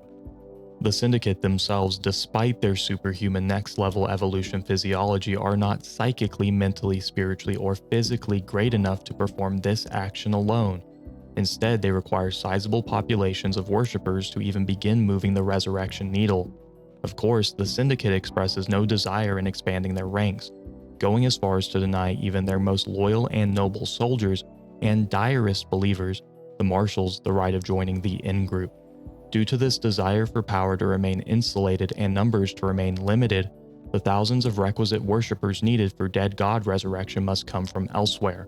Here comes our protagonist, Lady Love Dies' ex-husband, Isaiah Bullett's specialty, the euphemistic citizen procurement, or more clearly stated, kidnapping. Bullett's job is to shuttle people from Earth proper to the islands for the express purpose of working and worshipping. I'm not going to mince words about this at this spoiler-intensive segment. This is illustratively slave labor. Take the words of Henry Division when cross-examined by LD regarding his relationship to the island. The way he talks, brimming with anger about his role in a cabal's scheme that he hardly comprehends and wants nothing to do with. Of course, for the syndicate this does not matter. With Perfect 25 on the way, the system must stand resolute at the core. After all, the group has been utilizing procurement or kidnapping to prop up their island society, of which they stand at the pinnacle. Citizens work for literal blood and small trinkets. The majority of the island lives away from the sun deep in the recesses of the deep factory. Other more lucky citizens live in specialized housing with access tunnels for quick transport to their employment. These tunnels, deeply disturbing and adorned with memorials for the dead backdrop by idolatrous posters extolling syndicate-rooted virtues, give an incisive insight to the life of a captured worker. Sharp players may notice that the syndicate housing scope rivals that of the citizens, despite the citizens' total population dwarfing that of the syndicate. The tunnel propaganda posters featuring the syndicate's reluctant idol are not only found in the transport tunnels, but dominate every citizen-centric area. Giant speakers are found in every nook and cranny of the island, blasting constant music for us, but one can assume a litany of marching orders under normal scenarios. It's 6 a.m., head to work. Remember, God loves you. One day in the fields, forever in beautiful eternity, are a few examples that my imaginative mind crafted this instant. The island is designed explicitly in the most horrific anti-human fashion, with intentions of shaking a little more productivity out of the husk they have. But again, it isn't like there's much choice.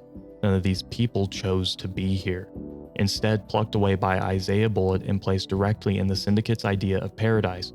But from a citizen's view, it resembles a whole lot closer to hell. Each island is perfect until it isn't. We are led to believe that this time Island Sequence 25 is the final island, because we swear guys, this one is actually perfect. But when perfection fails and another island is needed, so another island is made. This is great for the syndicate, of course. They receive a relatively fresh start to continue not achieving their goals, but living largely regardless.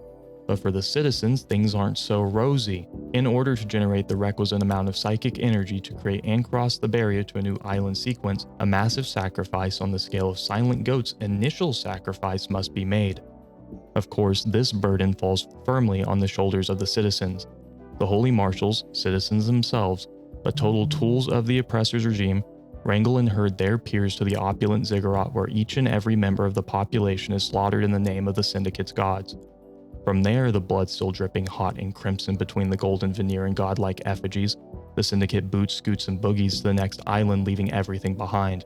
No matter if the syndicate succeeds or fails with an island sequence, the price is always paid for by the citizens, not the syndicate. The syndicate, you see, is simply too big to fail. Their gods must return one way or another. So if the syndicate decides this island is ruined and a new one necessary, then citizens must bring the bailout. This systemic failure is brought upon by action of the system's proprietors, the syndicate. Yet they must rely on external relief from their own failings in the form of a citizen blood sacrifice. This gameplay and narrative set piece screams as heavy-handed metaphor for the socialism for me, but not for thee, with me being social and financial elite style of neoliberal capitalism present throughout much of the Western world. Take for example the economic collapse of 2008, which sent the world into a reeling recession. My country, the United States, and Kaizen Gameworks' country of origin, the United Kingdom, both had their financial sectors decimated in large part due to poor regulations, which are a fixture of the neoliberal capitalist thinking and policy. When the crisis occurred, massive taxpayer bailouts were sent directly to the institutions which created the mess to begin with. The people, the taxpayers, suffered enormous consequences not only in their tax dollars being used to bail out the too-big-to-fail businesses, but the overall associated crash resulted in massive unemployment boom, leading to destitution and personal losses still unrecouped. The people's blood greases the machine's wheels. Paradise Killer perfectly delivers on this theme and lands a tectonic gut punch when players must navigate through the opulent ziggurat to reach the syndicate's graveyard. The ziggurat is caked wall to wall with the citizens' blood. You may take note of the fact that there's even a vending machine when you walk through the door. The artifice of gold dimmed with scarlet hues, the idols of cosmic gods watch this happen, much the same way they once literally watched similar scenes as rulers of the land. Once the player arrives at the syndicate's graveyard inside the very same ziggurat, they are met with a stark contrast in imagery. The carnage does not seep into the syndicate's hallowed halls. Where we once saw blood and gristle and viscera caked from east to west and back again, we now see that everything is almost surgically clean, as if some poor janitorial soul was tasked with sanitizing every nook and cranny prior to their own ceremonious execution in the common area. The contrast between the visceral carnage the citizens must suffer versus the sterile, hyper-clean facade of the syndicate's graveyard tells in itself a small story of extreme inequality in every respect.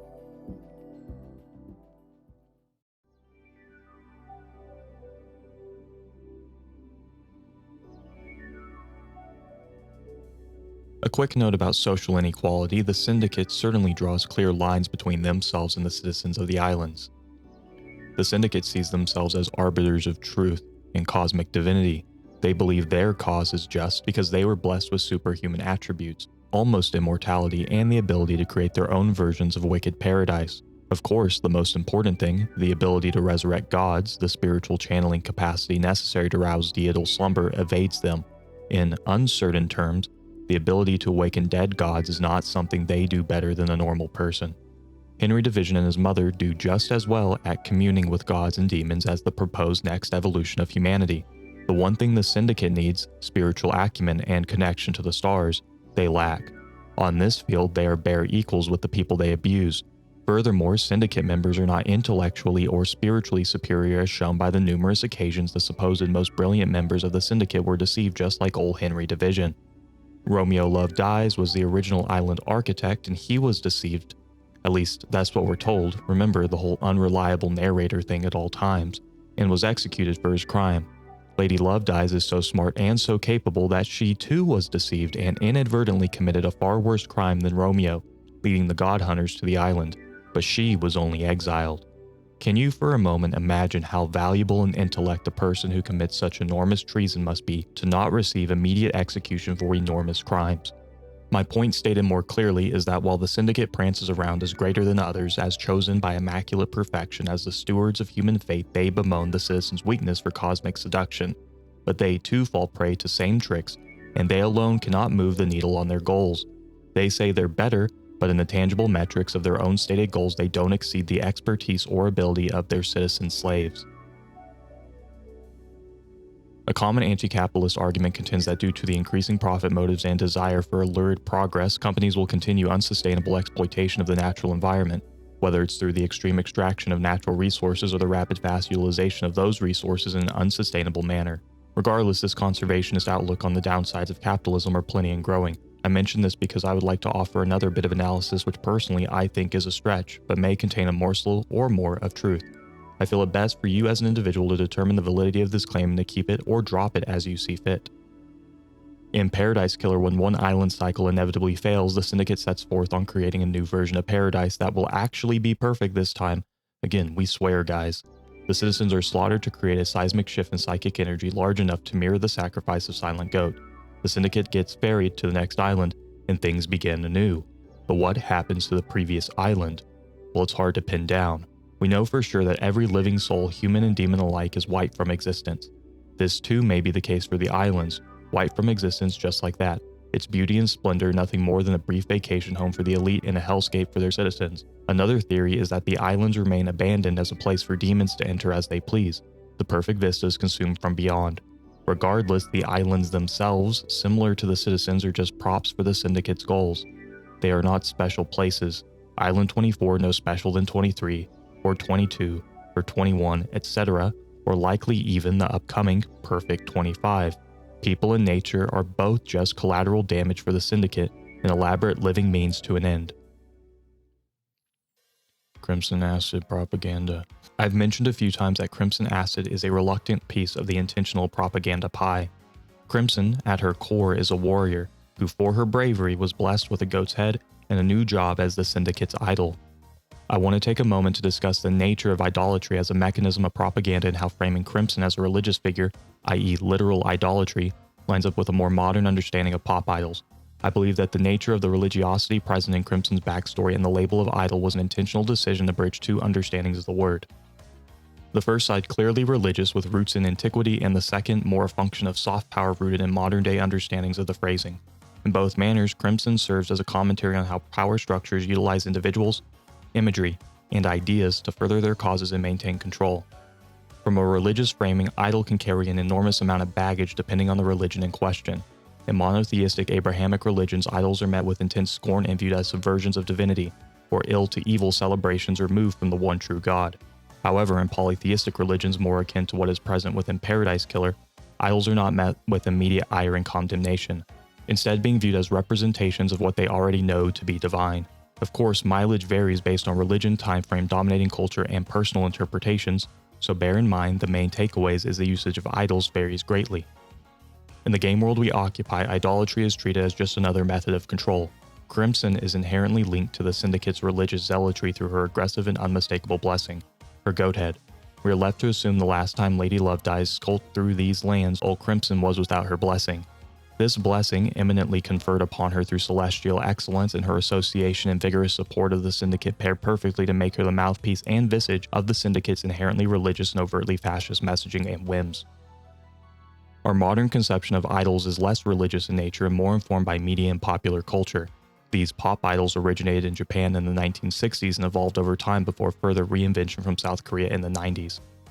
Today, K-pop and their stable of ready-made to-go idols dominate every domain of culture, from music to television to McDonald's, for my Christ's sake. This is a joke. I've never heard a BTS song, but I can even name most of the members. Jimin, J-Hope, Jungkook V, Rap Monster Suga, the other one. These modern idols are wide-reaching is the point. Paradise Killer, making specific use of the word idol, immediately brought these hyper-commercialized bright lights beauties to mind well before any thoughts of golden calves.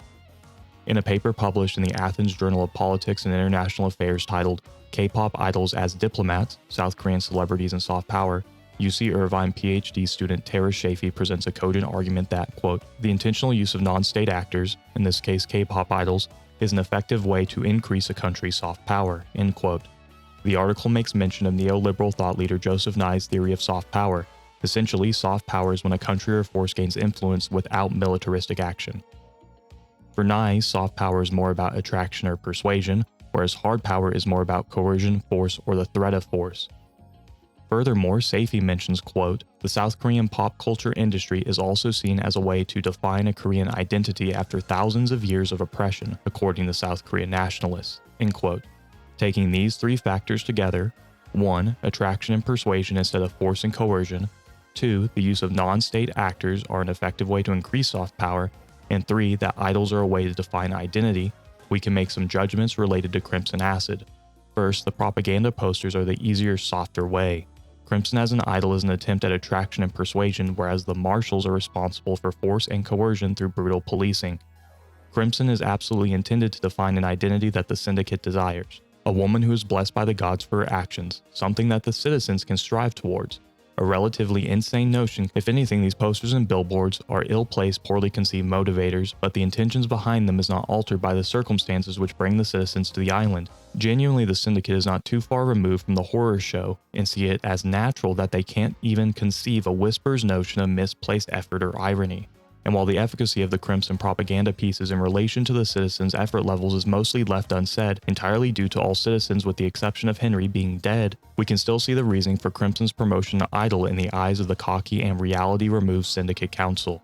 Alternatively, I can see another argument being made to paint Crimson more akin to a Rosie the Riveter type, a striking piece of propaganda intended to cause a groundswell of latent pride and direct the flow of society's traffic. In the Rosie case, women to the factories, men to the front lines of World War II. Of course, this framing deliberately ignores the idol of it all, so I think the real truth is likely somewhere in the middle, leaning more towards my first interpretation. Regardless, the intermingling of modern terms and religious tone are intentional and create an interesting dynamic present throughout the level elements and the individual character conversations.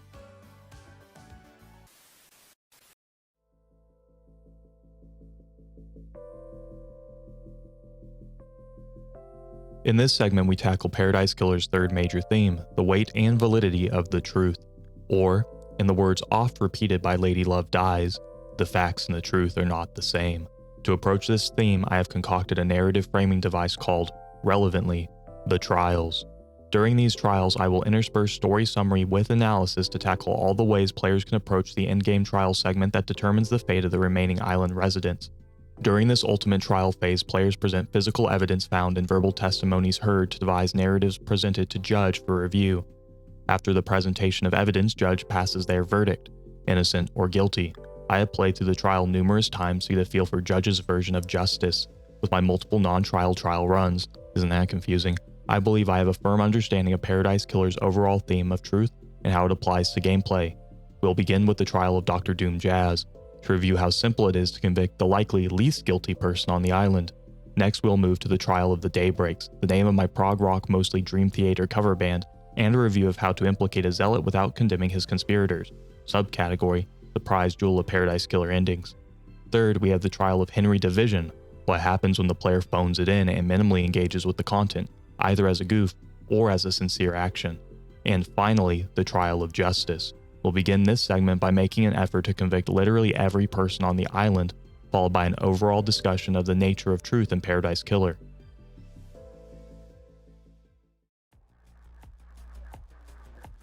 Across the litigable crimes that's a hard word, man. Across the litigable crimes LD investigates, there are two syndicate members on the island that most earnest players will find almost completely innocent from the real shock and horror committed: Crimson Acid and Dr. Doom Jazz. In my estimation, Dr. Doom Jazz is the least culpable amongst the cast, so it arrives with a tectonic clarity that Dr. Doom Jazz is easily convicted for a crime he basically has no knowledge of. It bears repeating that no syndicate member is innocent in a generic sense. They are all elites who profit from a power structure which strips humans of their autonomy and turns them functionally into worship drones. Doom Jazz literally lives on a yacht. This man has profited from the suffering of others. No one with a yacht hasn't in some capacity found themselves the beneficiary of a brutally unjust system. Regardless, we aren't litigating the system's effects, or if certain people have been unfairly advantaged through crimes against humanity. What we must do is determine if Dr. Doom Jazz committed any of the crimes on Justice's docket, which of course, he didn't. In my Send Doom Jazz to his Doom playthrough, I was able to pin breaching the third seal on him and Sam Daybreak in tandem, the claim being that Dr. Doom Jazz supplied the tools with Sam completing the mission. In reality, Dr. Doom Jazz has functionally no knowledge of the seals, and Sam stole the tools required to complete the task without Dr. Doom Jazz's full knowledge. I was able to stick this charge with only 2 pieces of flimsy at best evidence. However, the judge ordained the nature of guilt based entirely on LD's ability to sell those misattributed pieces of evidence so thoroughly that the gavel swung and Dr. Doom Jazz hung.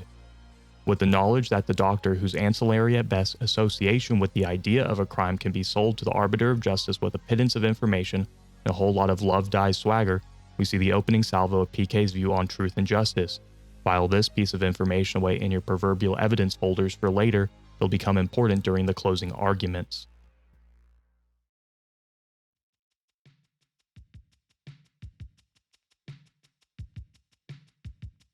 Let's review the facts related to the Daybreak case. Lydia Daybreak is the ferry woman responsible for transport of the Syndicate's top brass. For this reason, she is the only person with access to a vehicle. Sam Daybreak is her husband and owner of a local bar. Both Lydia and Sam are ex-assassins who have an enduring love forged from the heat of conflict. Some would go as far as to say that their love will never die. They have been Syndicate members for millennia and have recently began growing uncertain of their association with the Syndicate. Ideally, Lydia and Sam would renounce their memberships, including their immortality, to live free lives. Furthermore, near the scene of the crime and overlooking the second seal puzzle entrance solution, we find tire marks from a 4-wheeled vehicle. We find the same tracks as well as rappelling gear and Lydia's knife beneath an auxiliary exit to the seal chamber located at Syndicate HQ. Our search also turns up a space helmet reeking of Lydia's bespoke perfume. This piece of evidence was found submerged in a sunken crate near the farms, likely used to traverse the cosmic grounds of the second seal. Additionally, behind Sam's bar, locked behind an arcane cryptogram and a literal lock, he possesses a chunk of crying grudge's flesh, and in his backyard a tunnel to the condemned dead zone where the alleged missing vials from Dr. Doom Jazz's clinic are found. All facts point to a conspiracy where Lydia and Sam worked in tandem to traverse the seals. Additional facts point them to working under the instructions of the increasingly fervorous witness to the end.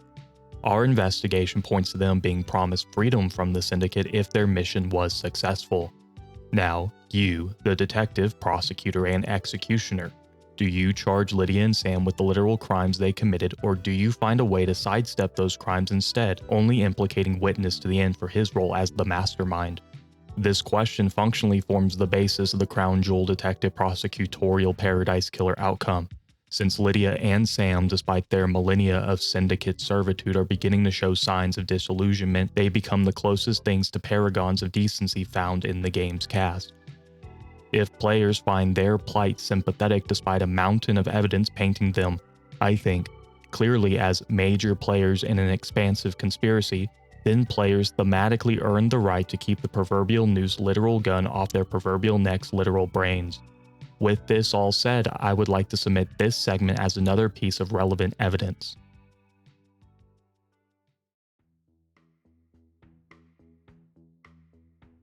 Here are the facts. Upon arrival at the Paradise Islands, Lady Love dies is informed a suspect is held in custody.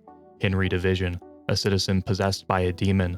Alongside this information, players are offered some evidence in desperate need of verification, stating the exact make and model of Henry's crimes and culpability. Under normal circumstances, the average player will either intentionally seek verification of this information by hitting up the crime hotspots, or they will circuitously receive verification by wandering around the island and just hanging out. Regardless, a keyword normal player will eventually start seeing cracks in the Henry Division did it story. When considering the weight of Henry Division's supposed crimes, I was met with a startling thought. Did Henry actually commit any crimes, or was he a patsy the whole way through? As always, keep in mind the Syndicate are unreliable narrators who have made it a habit of fabricating elaborate deceits around Henry's troubled life. Are any of the crimes leveled against him real? For example, this is highlighted, so maybe cut this, by the way, maybe cut this. For example, it is shown that it is likely Henry was framed for the murder of Grace bloodlines. as well as framed for the murder of the Syndicate Council. Yet we are to jump when ordered and believe he actually killed his mother. This gray area is enormously interesting. Personally, I lean towards that being another Syndicate fabrication made expressly with the intention of slandering Henry. I took to the internet to get a pulse on people's feelings related to my suspicions that Henry was being kangaroo court railroaded his entire life. To my utter chagrin, I found real-life human beings accusing Henry Division of being guilty of committing crimes as ordained by the Syndicate. The same Syndicate which kidnapped his mother, the same Syndicate which created the dire living conditions, the same Syndicate that treats him as cattle meant only to work and worship. The very same Syndicate that fabricates enormous lies for their own benefit. Real-life human beings capable of reason and recognition of these facts, accusing Henry of being in the wrong for straying from the Syndicate's idea of a lawful life. I think this is absurd. I will say this directly, do not get it twisted. Henry's rebellion against the system which has oppressed him and his mother is morally correct. But the player and/or Lady Love dies are not required to acknowledge any of that. It is entirely possible for a player to immediately begin the trials without as much as leaving the judge's chamber. Henry can be executed in less than 10 total playtime minutes if a player decides upon this course of action. Whether a player does this for big ol' silly Billy look how quirky I am reasons to receive a Steam achievement, or because they believe pinning it all on Henry is the best for this fictional world, it is entirely dependent on how a person perceives their relationship to digital media. I.e., do sincere artists deserve their games played with implicit sincerity? For the moment, I rest my case.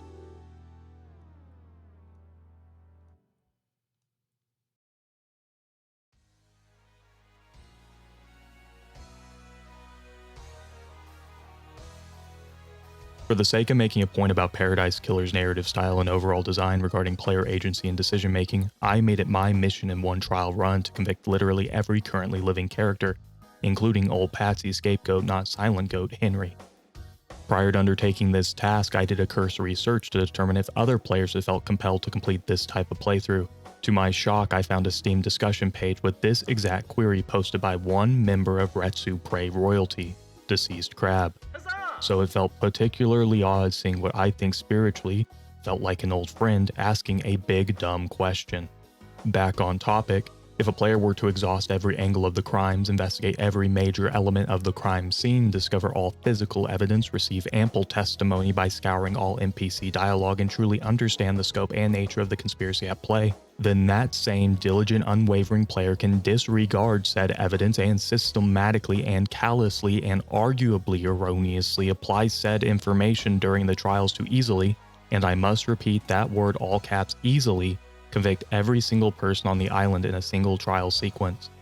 I find it hard to believe that any player who has enough information to literally convict a different person for almost every crime, which again is a massive undertaking, could possibly in their heart believe the truth that they must peddle to the judge, to see this mass execution as a result. A person with this much playtime and effort must at some level know that convicting Dr. Doom Jazz and Crimson and Henry for marginal involvement is dishonest at a soul level.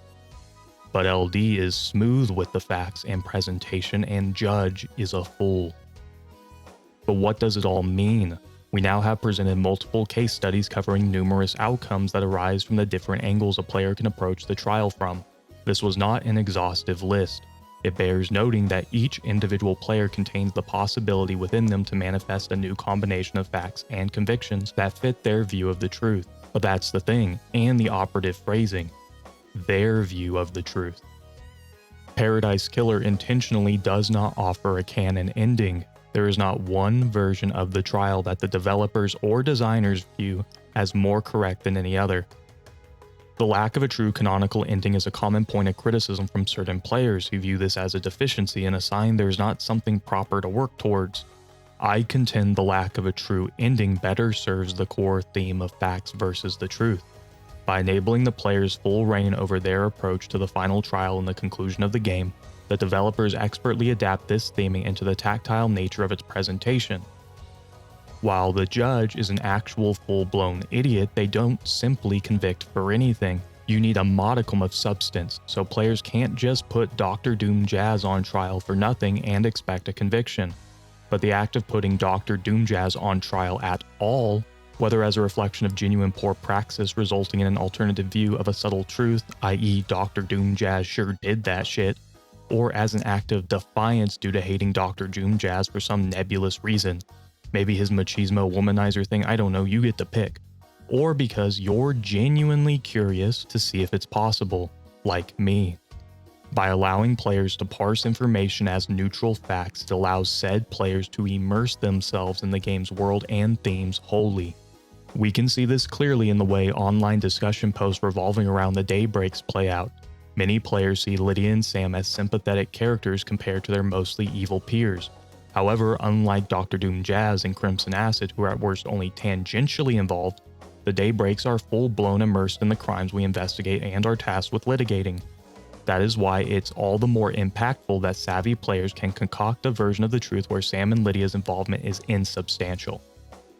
The facts may show the Daybreaks interwoven throughout the crime's framework, but the truth may reflect a different reality if told properly.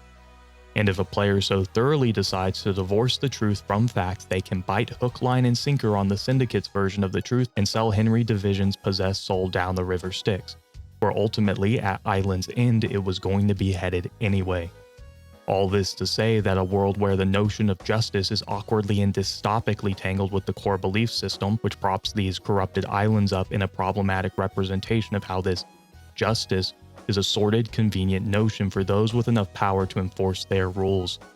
Maybe this whole scenario is a wild charade, one where the player is faced with the unrelenting knowledge that systemic oppressors dress their shoddy ideas in regal robes and make haughty, lofty claims about moral matters, when reality reflects this legal system is another tool of the oppressor, a cocked and loaded firearm ready to blow and ironically directed at its own head, where judgments are swift, unequivocal, and brutal, where loosely constructed narratives are sufficient to substitute for cold hard facts, and the presentation of those narratives in a sly and knowing manner is all it takes to shift the flow of fate. Well, maybe facts don't matter all too much. Maybe the true, unadulterated truth was the enemies we made along the way. Maybe old Lady Love Dies' ability to be a full-blown investigation freak and condemn others to eternity's wrath isn't a positive character trait after all.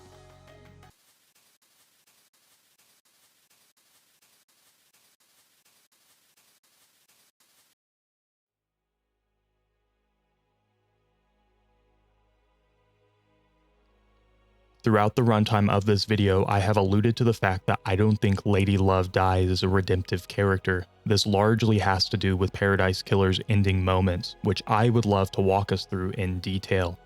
However, before we can dive deep and true, we must briefly discuss the awkward relationship that exists between Lady Love Dies the character and Lady Love Dies the player's avatar. Lady Love Dies is a complicated character who underwent an enormous amount of action prior to PK's intro. LD was deceived by the goddamned Harmony, but due to her implicit value as an investigator, she was not executed like others before and after her. Instead, she rotted away in exile. Prior to her alleged deception, she was the lead investigator for the Paradise Psycho Unit, a division of the Syndicate's police force which dealt with demons and ghosties and extraterrestrial terrors, whereas non-cosmic threats were addressed by the Marshals. LD's actions before and after the runtime of Paradise Killer are hers and hers alone. However, for a brief 6 to 12 hour window, the player has the authority to direct her actions and choose certain dialogue options. These dialogue options present players the opportunity to have LD express her disillusionment with the Syndicate and the overall structure of the Paradise Island affair. Of course, just as easily as a player makes LD say something base, they can also make LD shy away from such incendiary phrases and instead remain a steadfast believer in the Syndicate credo. In my playthrough, I failed to accomplish one of my standard missions in regards to gaming. I always attempt to roleplay the character as I think the character would actually act. I try not to infringe on their assumed character traits for shiggles or curiosity. I play the role of the character as if I was an actor in a stage production. The notion of role-playing as Lady Love Dies was flawed from the jump, because PK does an excellent job of integrating its facts versus truth motif into its player-focused narrative moments. However, the context created by the game world and the mostly implicit but occasionally explicit denotations and connections present made my original view of my version of LD shift by game's end. During my first sincere playthrough, I made LD say the most based things every time because I now realize that my assumptions about Lady Love Dies were based on fallacious understandings and a failure to quickly view the full picture of systemic oppression present throughout the islands, the ludicrous horrors and slave labor and kidnapping and vile living conditions. I failed to cop these facts because on its face the island scenery is beautiful, and as a video game player I default to following generic objectives.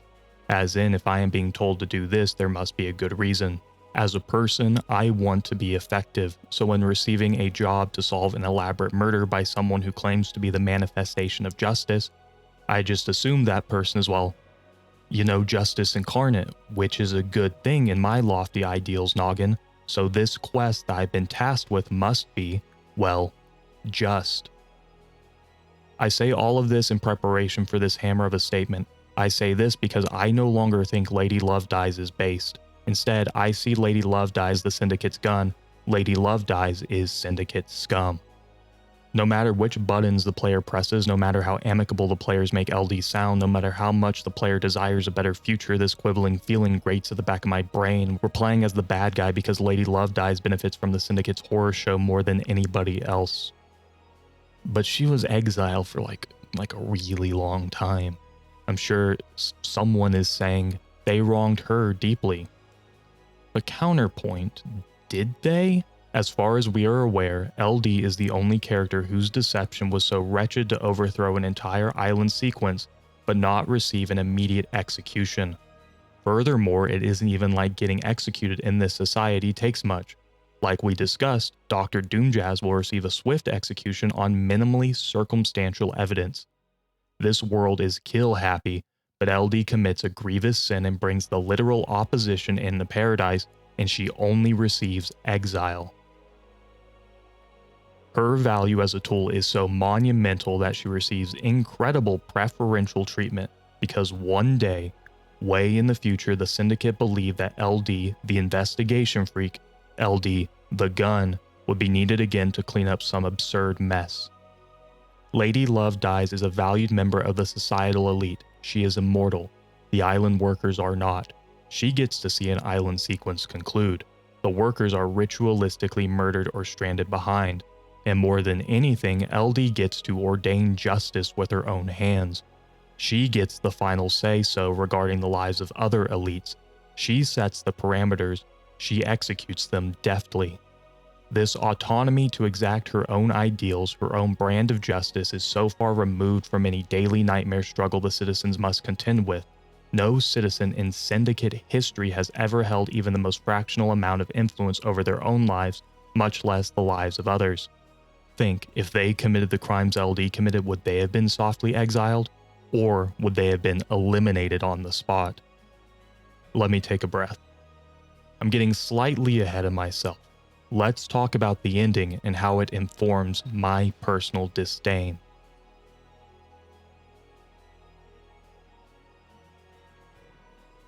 After the trial concludes, the judge directs Lady Love Dies to collect her weapon from the front of the gallery. This action literally and symbolically marks the moment LD regains her position within the Syndicate. The #1 investigation freak, the ex-lead detective of the Paradise Psycho unit, the invaluable Lady Love Dies has returned. LD cocks the hammer, squeezes the trigger, and the executions are levied impartially and expediently. From there, the player is left to survey Island Sequence 24 for a final time. Physically, nothing changed. The HQ looms large. The pyramids sit distant and empty. The crime scene remains untouched. The blood of jealousy crusts on the walls, and the docks sit unbothered, nudged only by the lightest breeze. However, depending on how each player approached their trials and legal praxis, the denizens of the islands differ. The location where each character once proudly stood now liminally sits unoccupied, a fragile reminder of the way your facts turn so effortlessly to brittle yet actionable truth. The island denizens you either found innocent or lack the evidence to convict remain in their positions, each with a send-off message and ruminations on the situation at large. This feels right. A perfectly coherent send-off to an engrossing tactile narrative arc. But then the final dialogue tree option appears. Execute or exile. No moment in Paradise Killer lands with more stunning authority than this simple text box.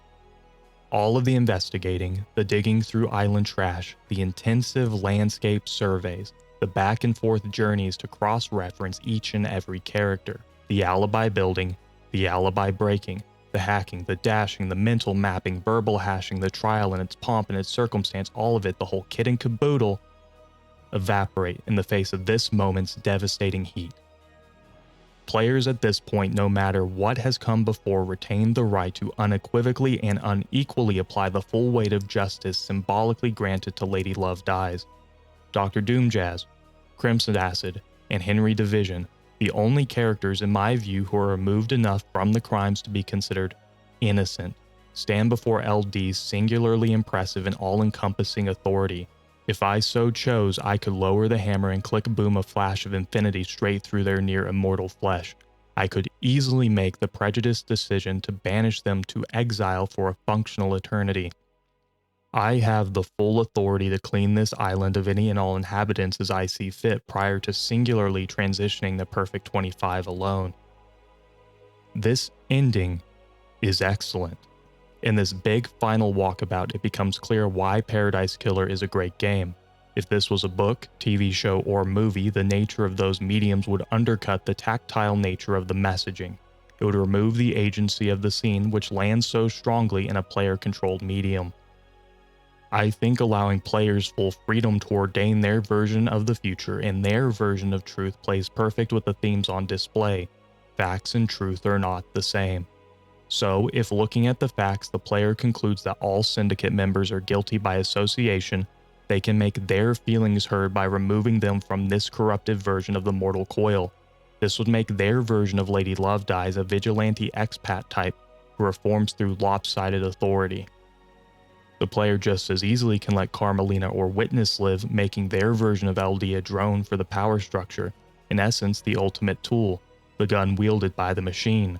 Crown Jewel-seeking players can also free the Daybreaks from their involvement, allowing the player to salvage LD's innate friendships with Lydia and show signs that LD is receptive to change by applying unilateral laws and selective manners. After all, the Syndicate is inherently twisted, so how fair can their perceptions of justice actually be? By having LD work within that scope but manage to skirt the line of truth versus facts, they can free their friends. In this sense, maybe a player can leave feeling hopeful that there are still decent folk who are sick of the Syndicate and it can either be reformed from the inside or demolished all the same. The big takeaway here is that by allowing the player to become the arbiter of justice, they allow Lady Love Dies to represent an ideology closer to their own beliefs. I think this ending is genius because it's subversive enough to not leave a player completely sick at the notion that the whole game they controlled a protagonist just as evil as the rest. I have made my feelings about my version of Lady Love Dies clear. I think she represents a corrupt system that should not be reformed. It should be obliterated from orbit. Any association with the stated goals of the Syndicate is an act of treason against the human spirit. As long as LD remotely associates with this power structure and holy cosmic goal, she is not a hero in my eyes. But take that decisive condemnation in stride. My truth and the facts are likely not the same as yours.